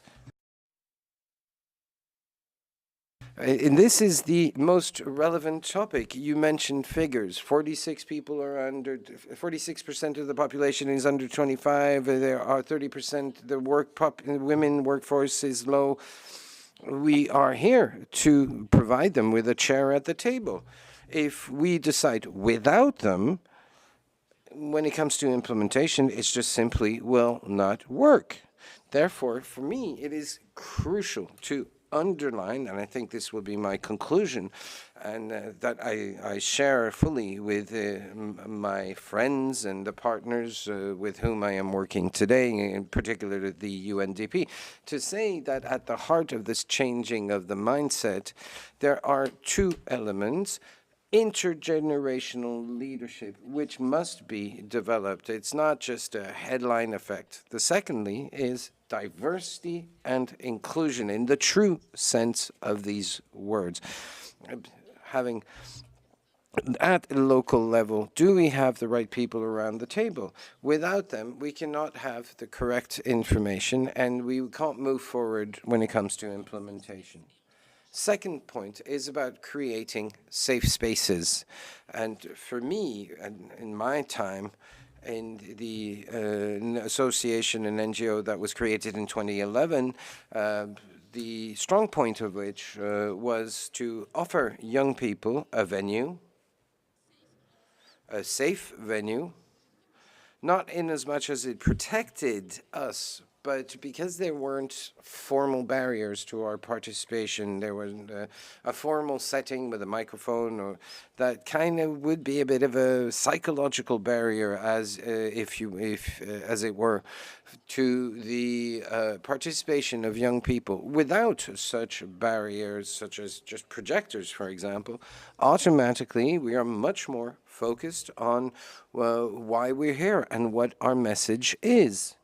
So you need to be safe in terms of the container, the form, but also in the content, that we were not there to provide the, quote, best response, unquote, but a safe space where we could express our experience. It's not about talking in big conferences or talking to hype, but as we had a much more informal setting, we were able to have a direct conversation with decision makers, regardless of how high up they were in the food chain. It is something that will will be integrated in the culture of initiative and the leader in the wake of this efforts. The third point pertains to mechanisms. I really admire my co-speakers. I think we have similar backgrounds. I'm a proud graduate of the public education system in Morocco. I'm of a lower middle class background, but I did have the opportunity to see parallel mechanisms. For example, the one called Dar Shabab, a certain political party venues and local associations, and which raised my awareness of things such as law. So these mechanisms do exist. They're crucial. They're important.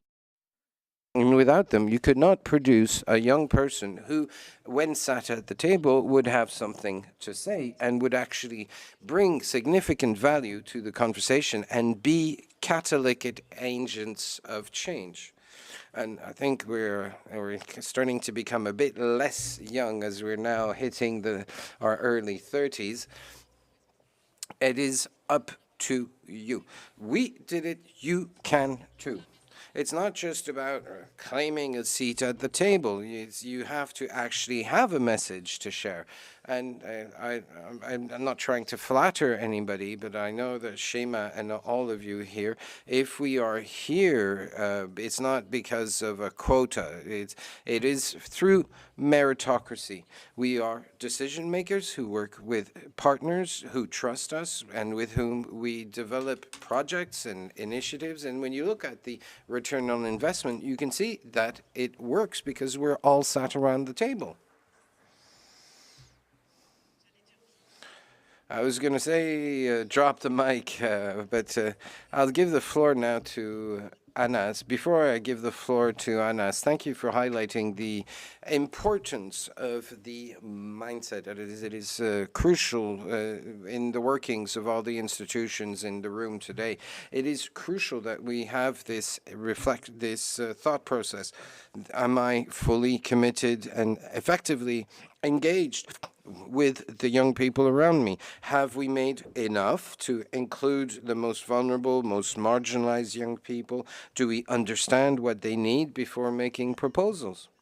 Anas, now, I would like to give you the floor to highlight how, as a young person, you focus more on this bottom-up approach, and how do you deploy deliberate efforts to engage and reach out the more vulnerable and marginalized sections of young people?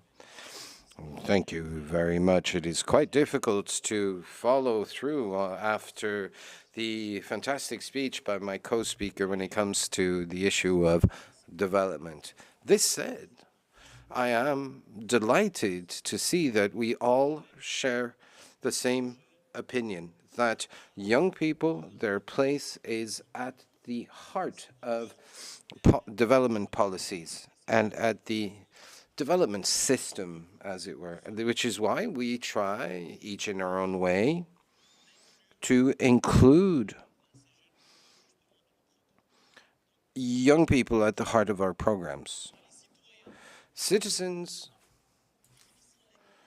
we define inclusion not just as a mechanism of inclusion of young people in the debate or including them in existing mechanisms, but beyond that, we look at how we can move from a mindset of confrontation to a mindset of a participatory, bottom-up approach to co-creation. A young man or young woman at Ait Ben Haddou, at Ain Sheikh, in an urban setting or a rural setting, young people are currently creating. They have defense mechanisms, resilience mechanism, and an ingenuity to identify solutions through local actions, through entrepreneurship, and finding solutions to major challenges such as human development, unemployment, violence, climate challenges, and so on. What do we do? The first thing that we do is we try to listen to them. We try to provide, as Asma said, a safe space, an informal setting that we call the Citizens Cafe. We've done 400 such events in the 12 regions of the kingdom across 80 cities or towns or small rural community in the middle of the Sahara or in the mountains of the High Atlas.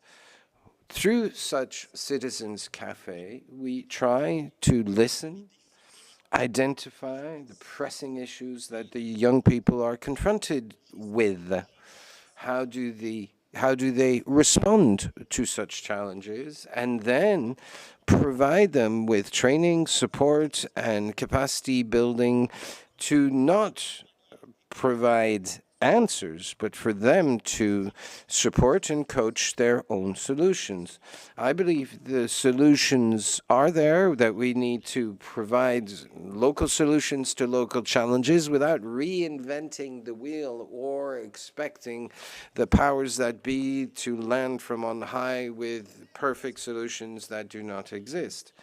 Through this national tour, roadshow, we quickly came to understand that everything revolves around territorial or local leadership. There is always a change that is made on a systematic level, both at the hamlet or the village level or the city level or the regional level. Many of the young people that I speak of are amongst us today, and they are ambassadors, and we try to connect such ambassadors and provide them with the necessary soft skills so that they can demultiply their impact at the territorial level through conversation with the powers that be.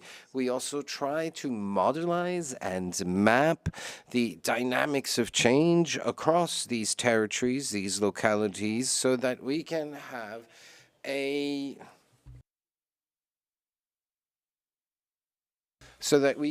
conduct a coordinated advocacy across the land.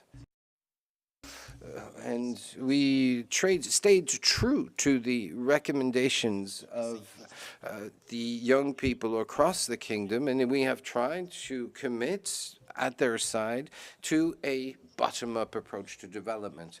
And today, I am particularly happy to announce that these young people who are in a confrontational posture with traditional media, academics, politicians, and sometimes with themselves, we try to focus on co-construction, on co-building appropriate solutions. And we will be launching citizen cafes across the 12 regions to challenge the government's track record and try to provide solutions that young people would consider to be adequate. And the Right Honourable Minister Akhanouch, head of government of Morocco, will be partaking and visiting in person one such cafe. All this to say that young people have a voice and that we must listen to them and also support them, but not lead them. We must let them get on with it. They have their own resilience. They have their own solutions, their own systems. It's not about proposing top-down. It's about supporting the bottom-up efforts and approach. A critical, crucial point. You've talked about the necessity to engage authentically young people and not to try to change them and make them as the other generations and respect their difference. It is important to respect these specificities of their partaking. Thank you. Thank you, and good luck with the Citizen Cafe.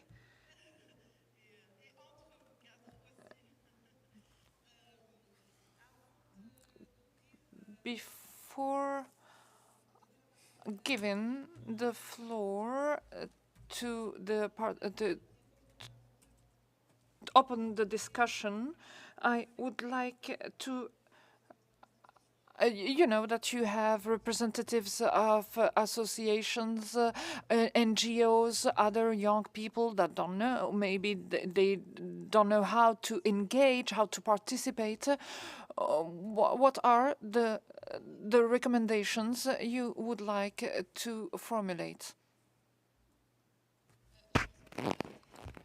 I think it was already mentioned, but I agree with Anas.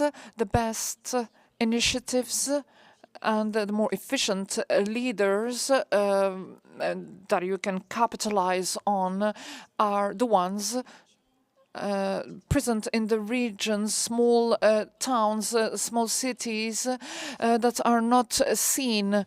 I'm not advertising anyone or anything, but I can give you a list.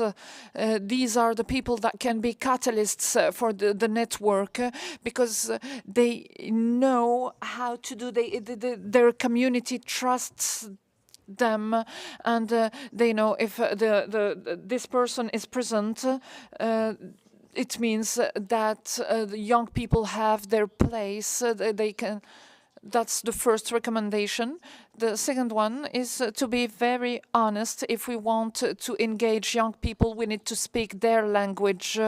Sometimes we don't really understand that. We think that by reproducing classical models, we will engage them. This is not a bad thing, but it is sometimes implicitly excluding them. So to attract young people, you can't expect from them to reproduce the same mechanisms. So try to talk to them, show them that they will be heard, they have their place, and it's not a privilege. It's not because it's fashionable. It's because it's important for the country or for the future. I have three recommendations, three elements we have to focus on, either at the level of institutions, private sector, or the civil society. The three elements are inclusion. the inclusion diverge from a person to another. For young people, inclusion is not about specific agendas, but inclusive ones, taking into consideration their aspiration, their challenges. So we have to encourage intergenerational dialogue, create means of communication and outreach. Young people have their own ways of communicating and create inclusion spaces, venues. Last year with Anas, I discovered regions I've never heard about because of the citizen cafes. Women with, a niqab from religious communities, and they were all entrepreneurs. It was really impressive, young women, and by reaching out to these young people, we've learned a lot. We were very touched, very inspired. And you also have to understand that inclusion is not only about elitism and invitations and so on and so forth, but it's to reach out to people that are in, for example, minors in prisons to foster their inclusion and include people from the LGBTQAI plus community, include people that have reduced mobility or that are handicapped. So we need to include all these people. The second recommendation is the rendition of accounts. We've worked a lot on it since it started, the Agenda 2063. All these agendas are very ambitious, but they don't include inclusivity, gender inclusivity, and this is something we need to talk about. Today we can't talk about strategies without real inclusion indicators. The second thing is that we should absolutely really collaborate with youth associations to reassess the different strategies and have outcomes on these agendas. I'm not talking about some group of young people, but all the young Moroccan. The third recommendation is about sustainability. We don't have any continuity.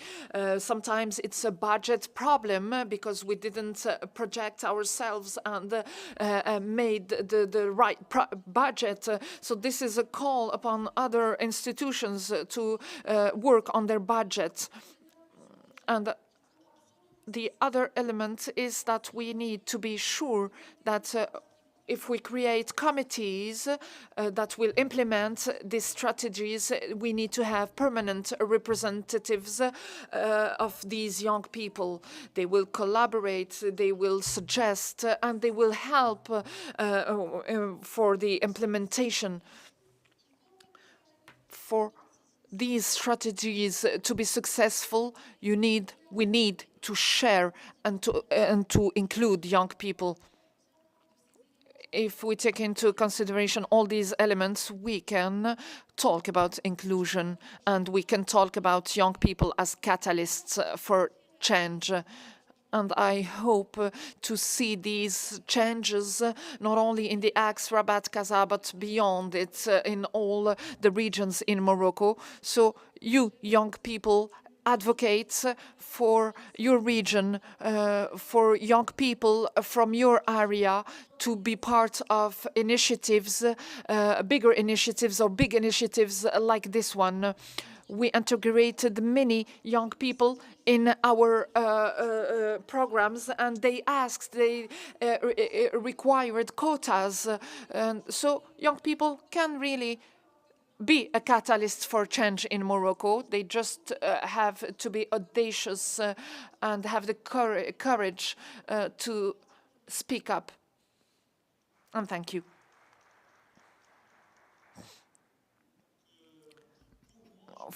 In my opinion, I have three recommendations. The first one is to foster a local solution for local problems while accompanying, supporting dynamics and initiatives of the territory.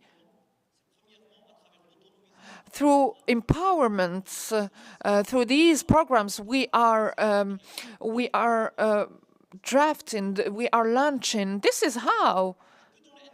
I can give you an example. So now we can have a mapping of these initiatives and connect them to international donors.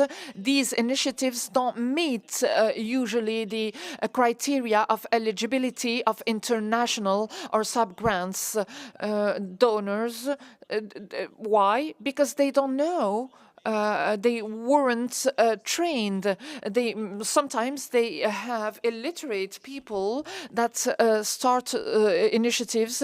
There's an example of a village here in Morocco that created a system of water management, of managing local issues.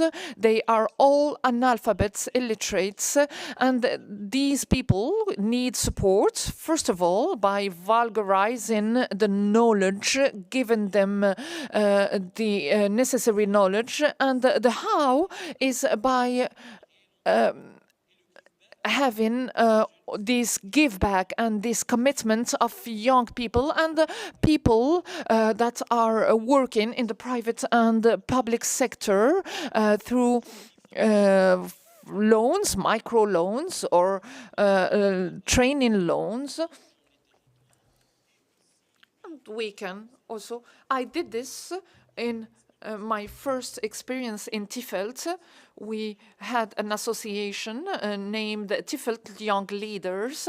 So starting my first year in EGA, in the governance faculty, I understood that young people don't have the same, from there, don't have the same access, the same privilege.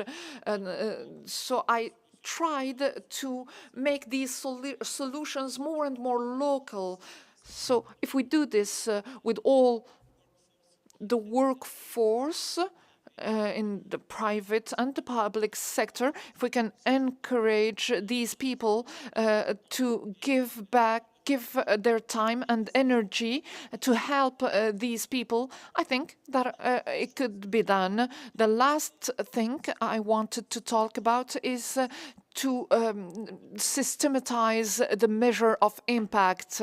The measure of impact is trying to develop the impact by steering, not only by ideas and suggestions that are sometimes disconnected from reality. So you need to modelize these prototypes and these pilots to be able to scale them up and to be able to develop them and duplicate them in all the territories. So these are my three recommendations. Encourage local solutions for local problems or issues.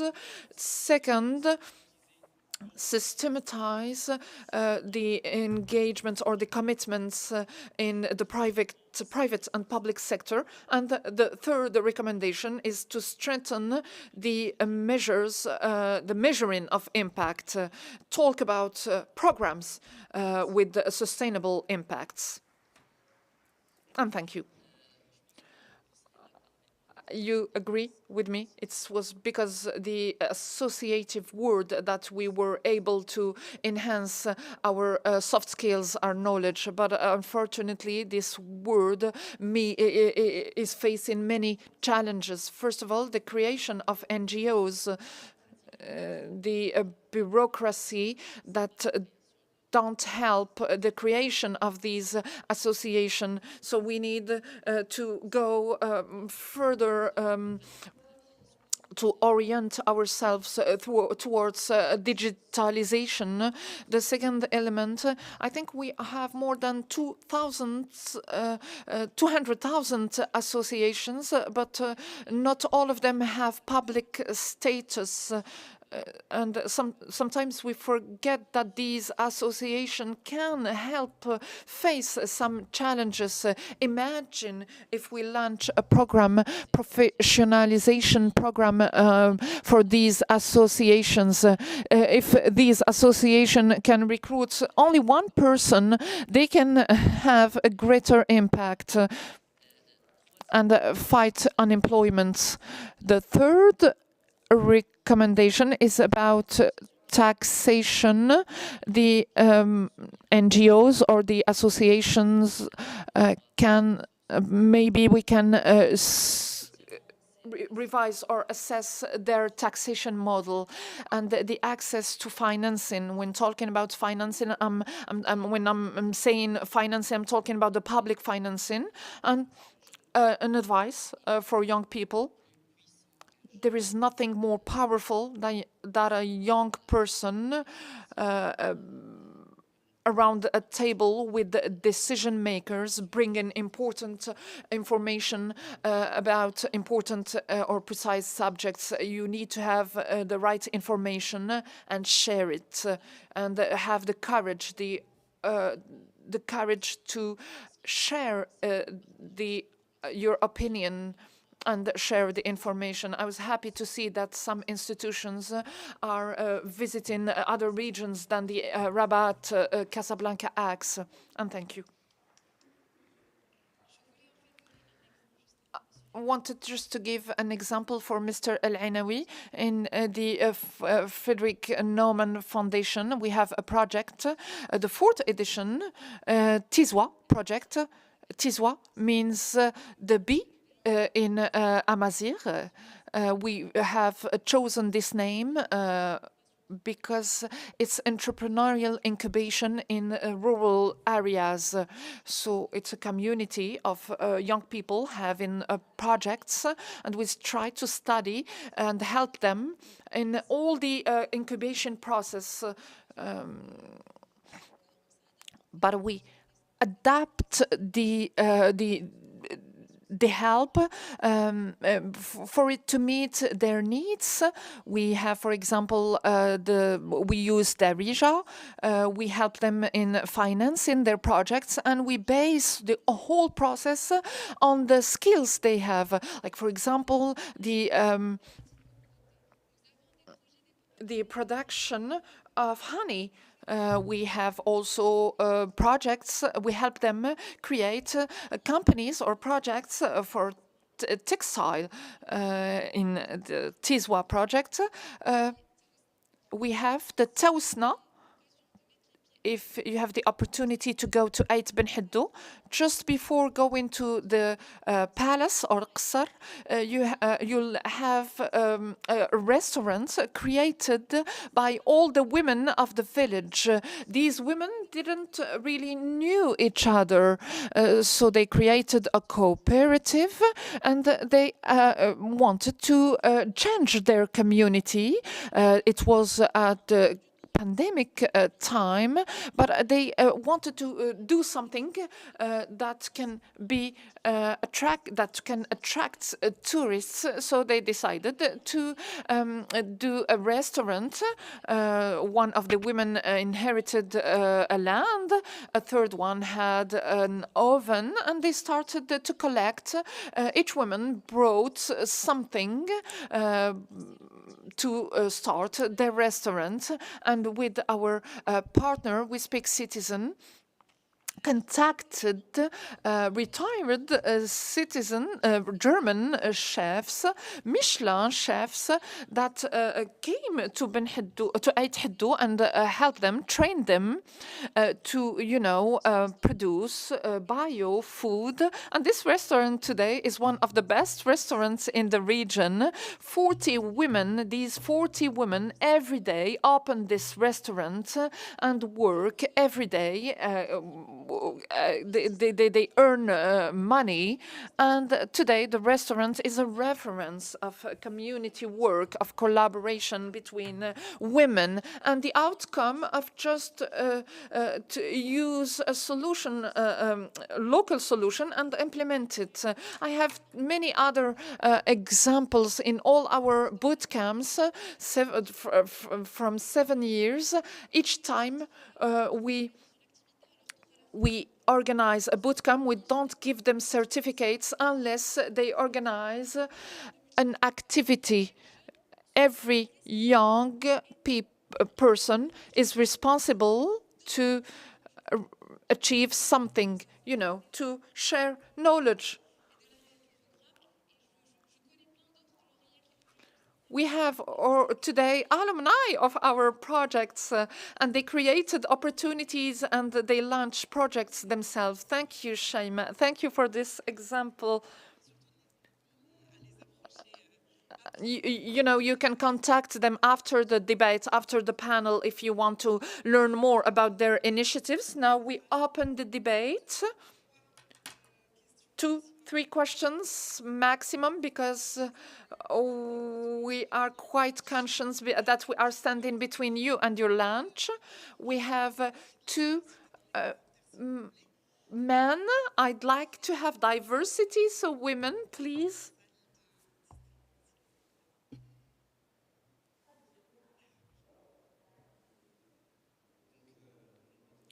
Hello, everyone. I'm Ismail Yaqoubi, students in political science here in the Faculty of Governance. I'm president of the of many clubs in the faculty. It's a pleasure to see a panel composed of young people. It is true. It is important to have these cafes. It's because of these cafes that I had access to the civil society. My question is for Madame Bourgige. Your foundation works with many political parties, especially the Popular Movement and the Constitutional Union. They are right centrists. So my question is, why did you chose to work with these parties from the right parties, centrists? And we try to work with the youngsters from all the parties, political parties, no matter if it's a right or left party. We work nearly with the constitutional and the popular movement, because the political foundations have their own ideology, and the Frederick Naumann Foundation has a liberal ideology, and these are the only, 2 parties that are part of the liberal parties in the world. So this is why we work with these 2 parties. It's because they are liberal parties. But through the Academy of Young Democrats, we have, youngsters from all the political parties, left, right. We have young researchers and young activists, and we try to gather all these young people to strengthen their capacities around advocacy and some other themes.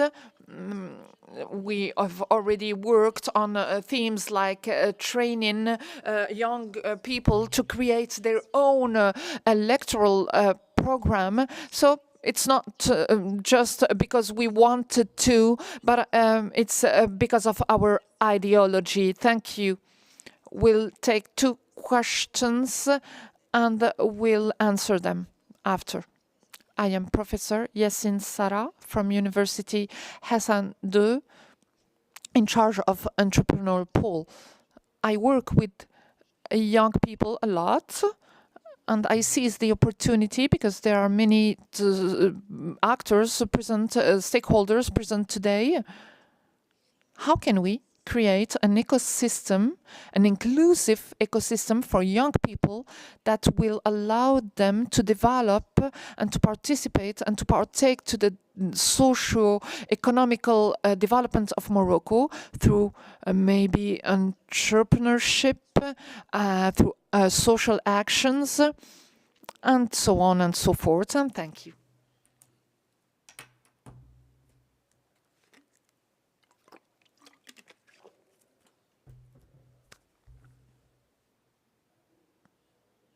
Hello, everyone.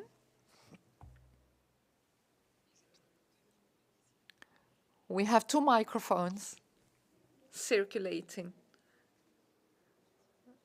I am Selma Gili, students in Master of Governance. My question is addressed to you and the other institutions present. I wanted to know more about programs and trainings for young people in order to develop their entrepreneurial leadership. What are these programs and trainings? Thank you. Third and last question.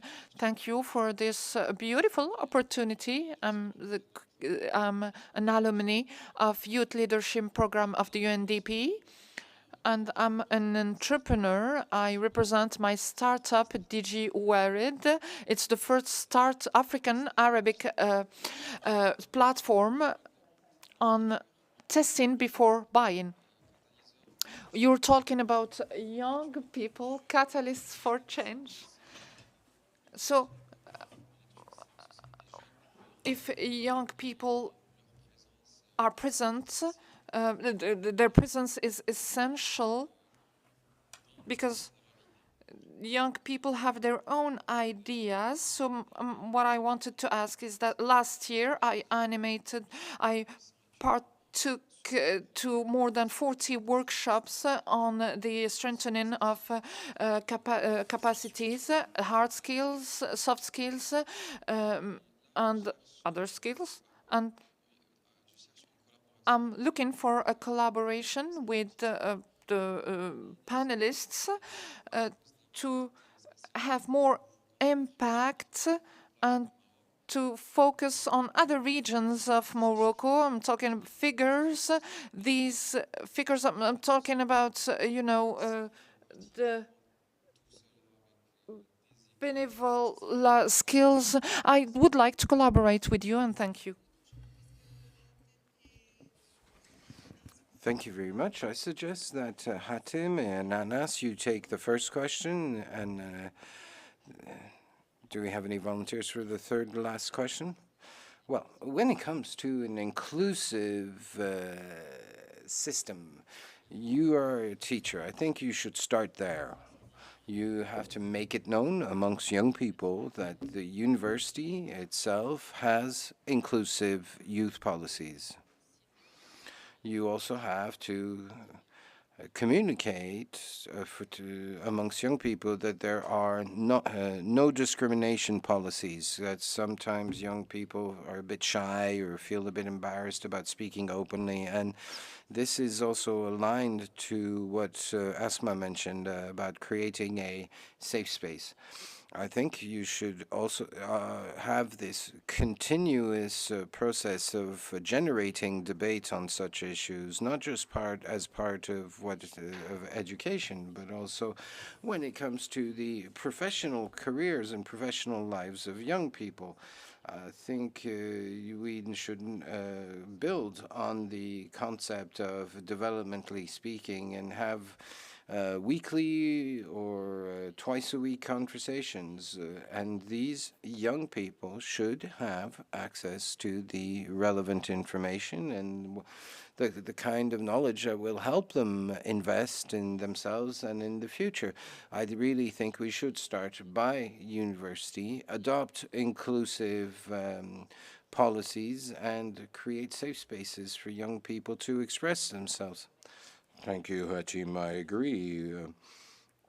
with what the previous speaker has said. A university is the perfect venue for youth people, through a forum through which we can not only develop action, but develop a complete mindset. As you know, when we are at school or at university, our first role model is our trainer, our teacher, our professors, and I think in that respect you have a significant responsibility, in as much as should you desire, should you wish to create this inclusive space, you need to accompany this. And how should we the question, therefore, is how can you help young people create their own activity and help them when you can, well, you can help them define and refine their initiatives in the university venue. When it comes to the question of leadership and capacity building, I don't think that those initiatives are lacking. There are many associations, be they local or national or regional. There are many, many instances of training and capacity building. I think you have to just be curious and find the information that is out there. The information can be shared, but you can also look for it. And there are multiple platforms that would allow you to, that offer a compilation of resources. And in this panel itself, we have all different training programs, the Leadership Academy, the Citizen Boot Camps, the Impact Lab, and so on and so forth. I mean, I'm sure that if you even just start looking for information, but bearing in mind what it is you want to do every time you are working on a program, it must be aligned with a vision that you have for the future and the impact of your actions and your development, not just training for the training's sake, but actually bear in mind as a particular objective.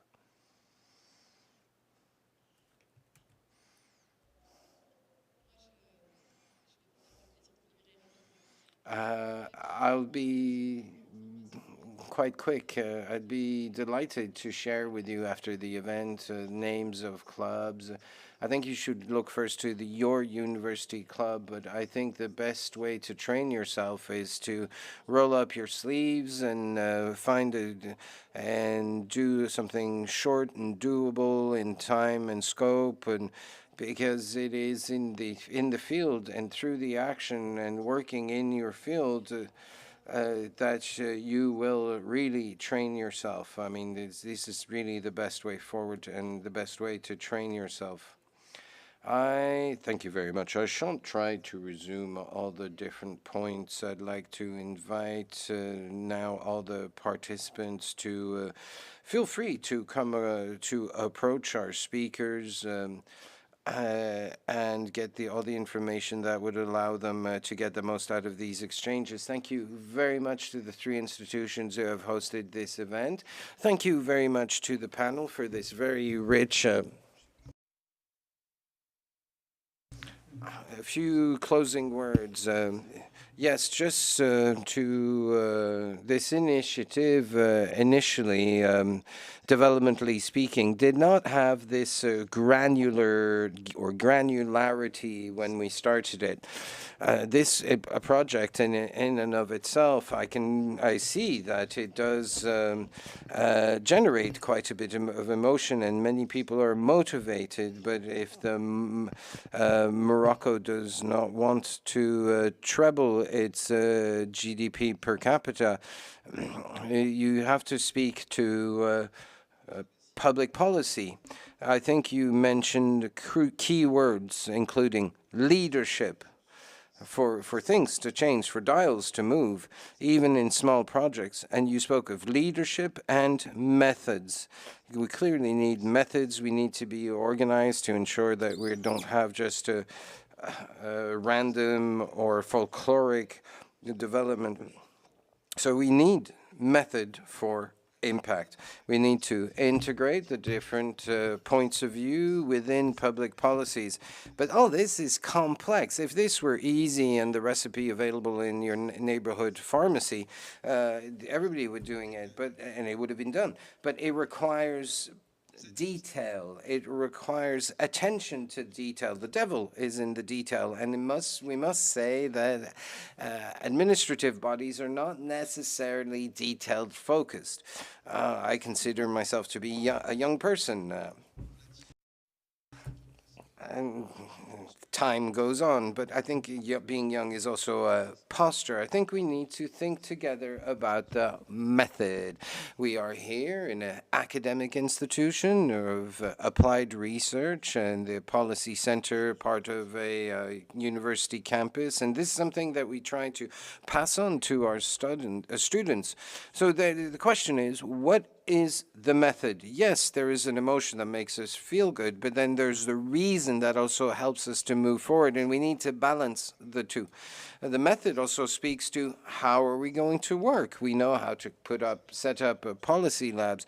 I am really keen to develop our developmentally speaking initiative, and I'd like to move on now to policy recommendations, but it seems to be a bit of a gap between the offer and demand, or a misalignment, should we say, and issues about the circulation of information and the impact upon administrative brick walls that we might hit. I think there have been interesting experiments. And I think also it's crucial to focus on what works. If you do something in a region that works, everybody will want to come to the succor and to the help of victory. And that we've seen this many times. Yesco is here, and I think that if you are interested, we could help the initiative evolve while incorporating maybe broader macro policy aspects to have more at-scale results, to scale up initiatives, and looking to transform in a more broader scope how the labor market works. You spoke of data, of evaluating data. This is what we do at the UNDP, at the university, at the World Bank. It's a true topic of conversation and a focus of efforts, as this is what will allow to improve policy and provide probing results. We might recalibrate. I think we're on a 3 or 4 year cycle. I don't know, in my head, Yanni, I think 3 or 4 years would be better. 3 years might be better. Well, anyway, let's just think about the next 3 years and see and commit with all the, let's have a coalition of the willing, so that we can have a serious impact on the methods. That's what I wanted to, that was my key takeaway that I wanted to share with you. We're not just doing art for art's sake. This said, I like this quote from Kant. It says that theory without practice is absurd, and practice without theory is blind. So between the specific success on one hand, and on the other hand, being able to scale it up, there's quite a dynamic. And really, we encourage you to call upon us as a university, as a policy center for the New South. There are quite interesting opportunities. But thank you nonetheless, and thank you very much for these ideas. And when we meet up again, and by the way, we can also have a more informal setting. We've had policemen here, people in suits and ties. There's a young student, I know him quite well.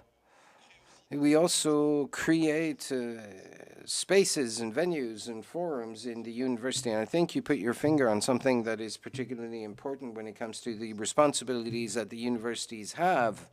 It is the university's responsibility to build and to help build, as we build ourselves, to put in place the conditions that will enable citizens such as you to, the possibility for citizens such as you to emerge quickly with an ethic, with a Moroccan identity, as we are part of a broader and wider history and culture. I think we need to understand where we're from, and these are somewhat sophisticated objectives that we can do when we have a few thousand students, which is much more complicated when we have a few 100,000 students, but we're being asked to introduce soft skills in our syllabi.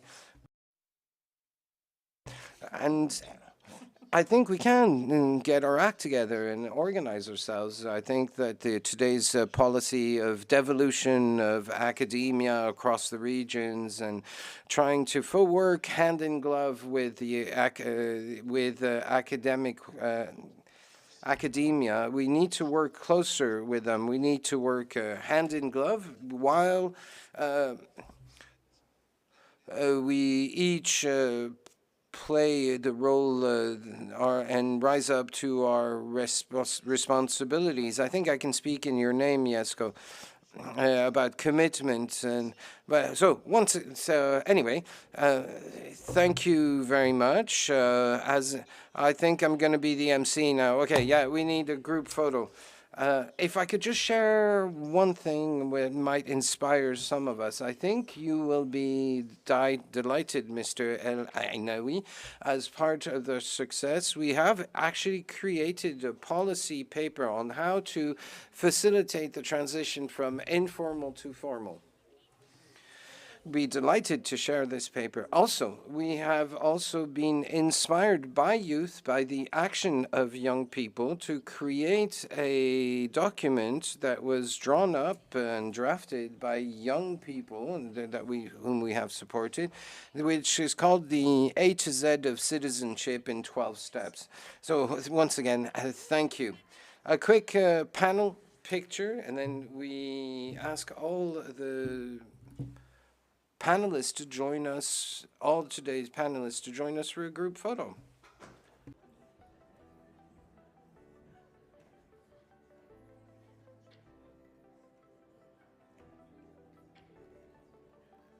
Donc on invite tout le monde à se rapprocher de la scène, s'il vous plaît.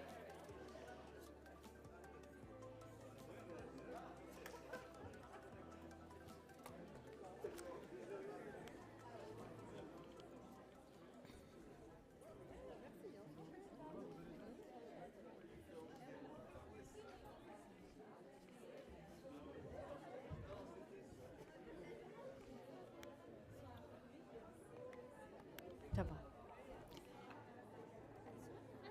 Non, it's fine. T'inquiète pas.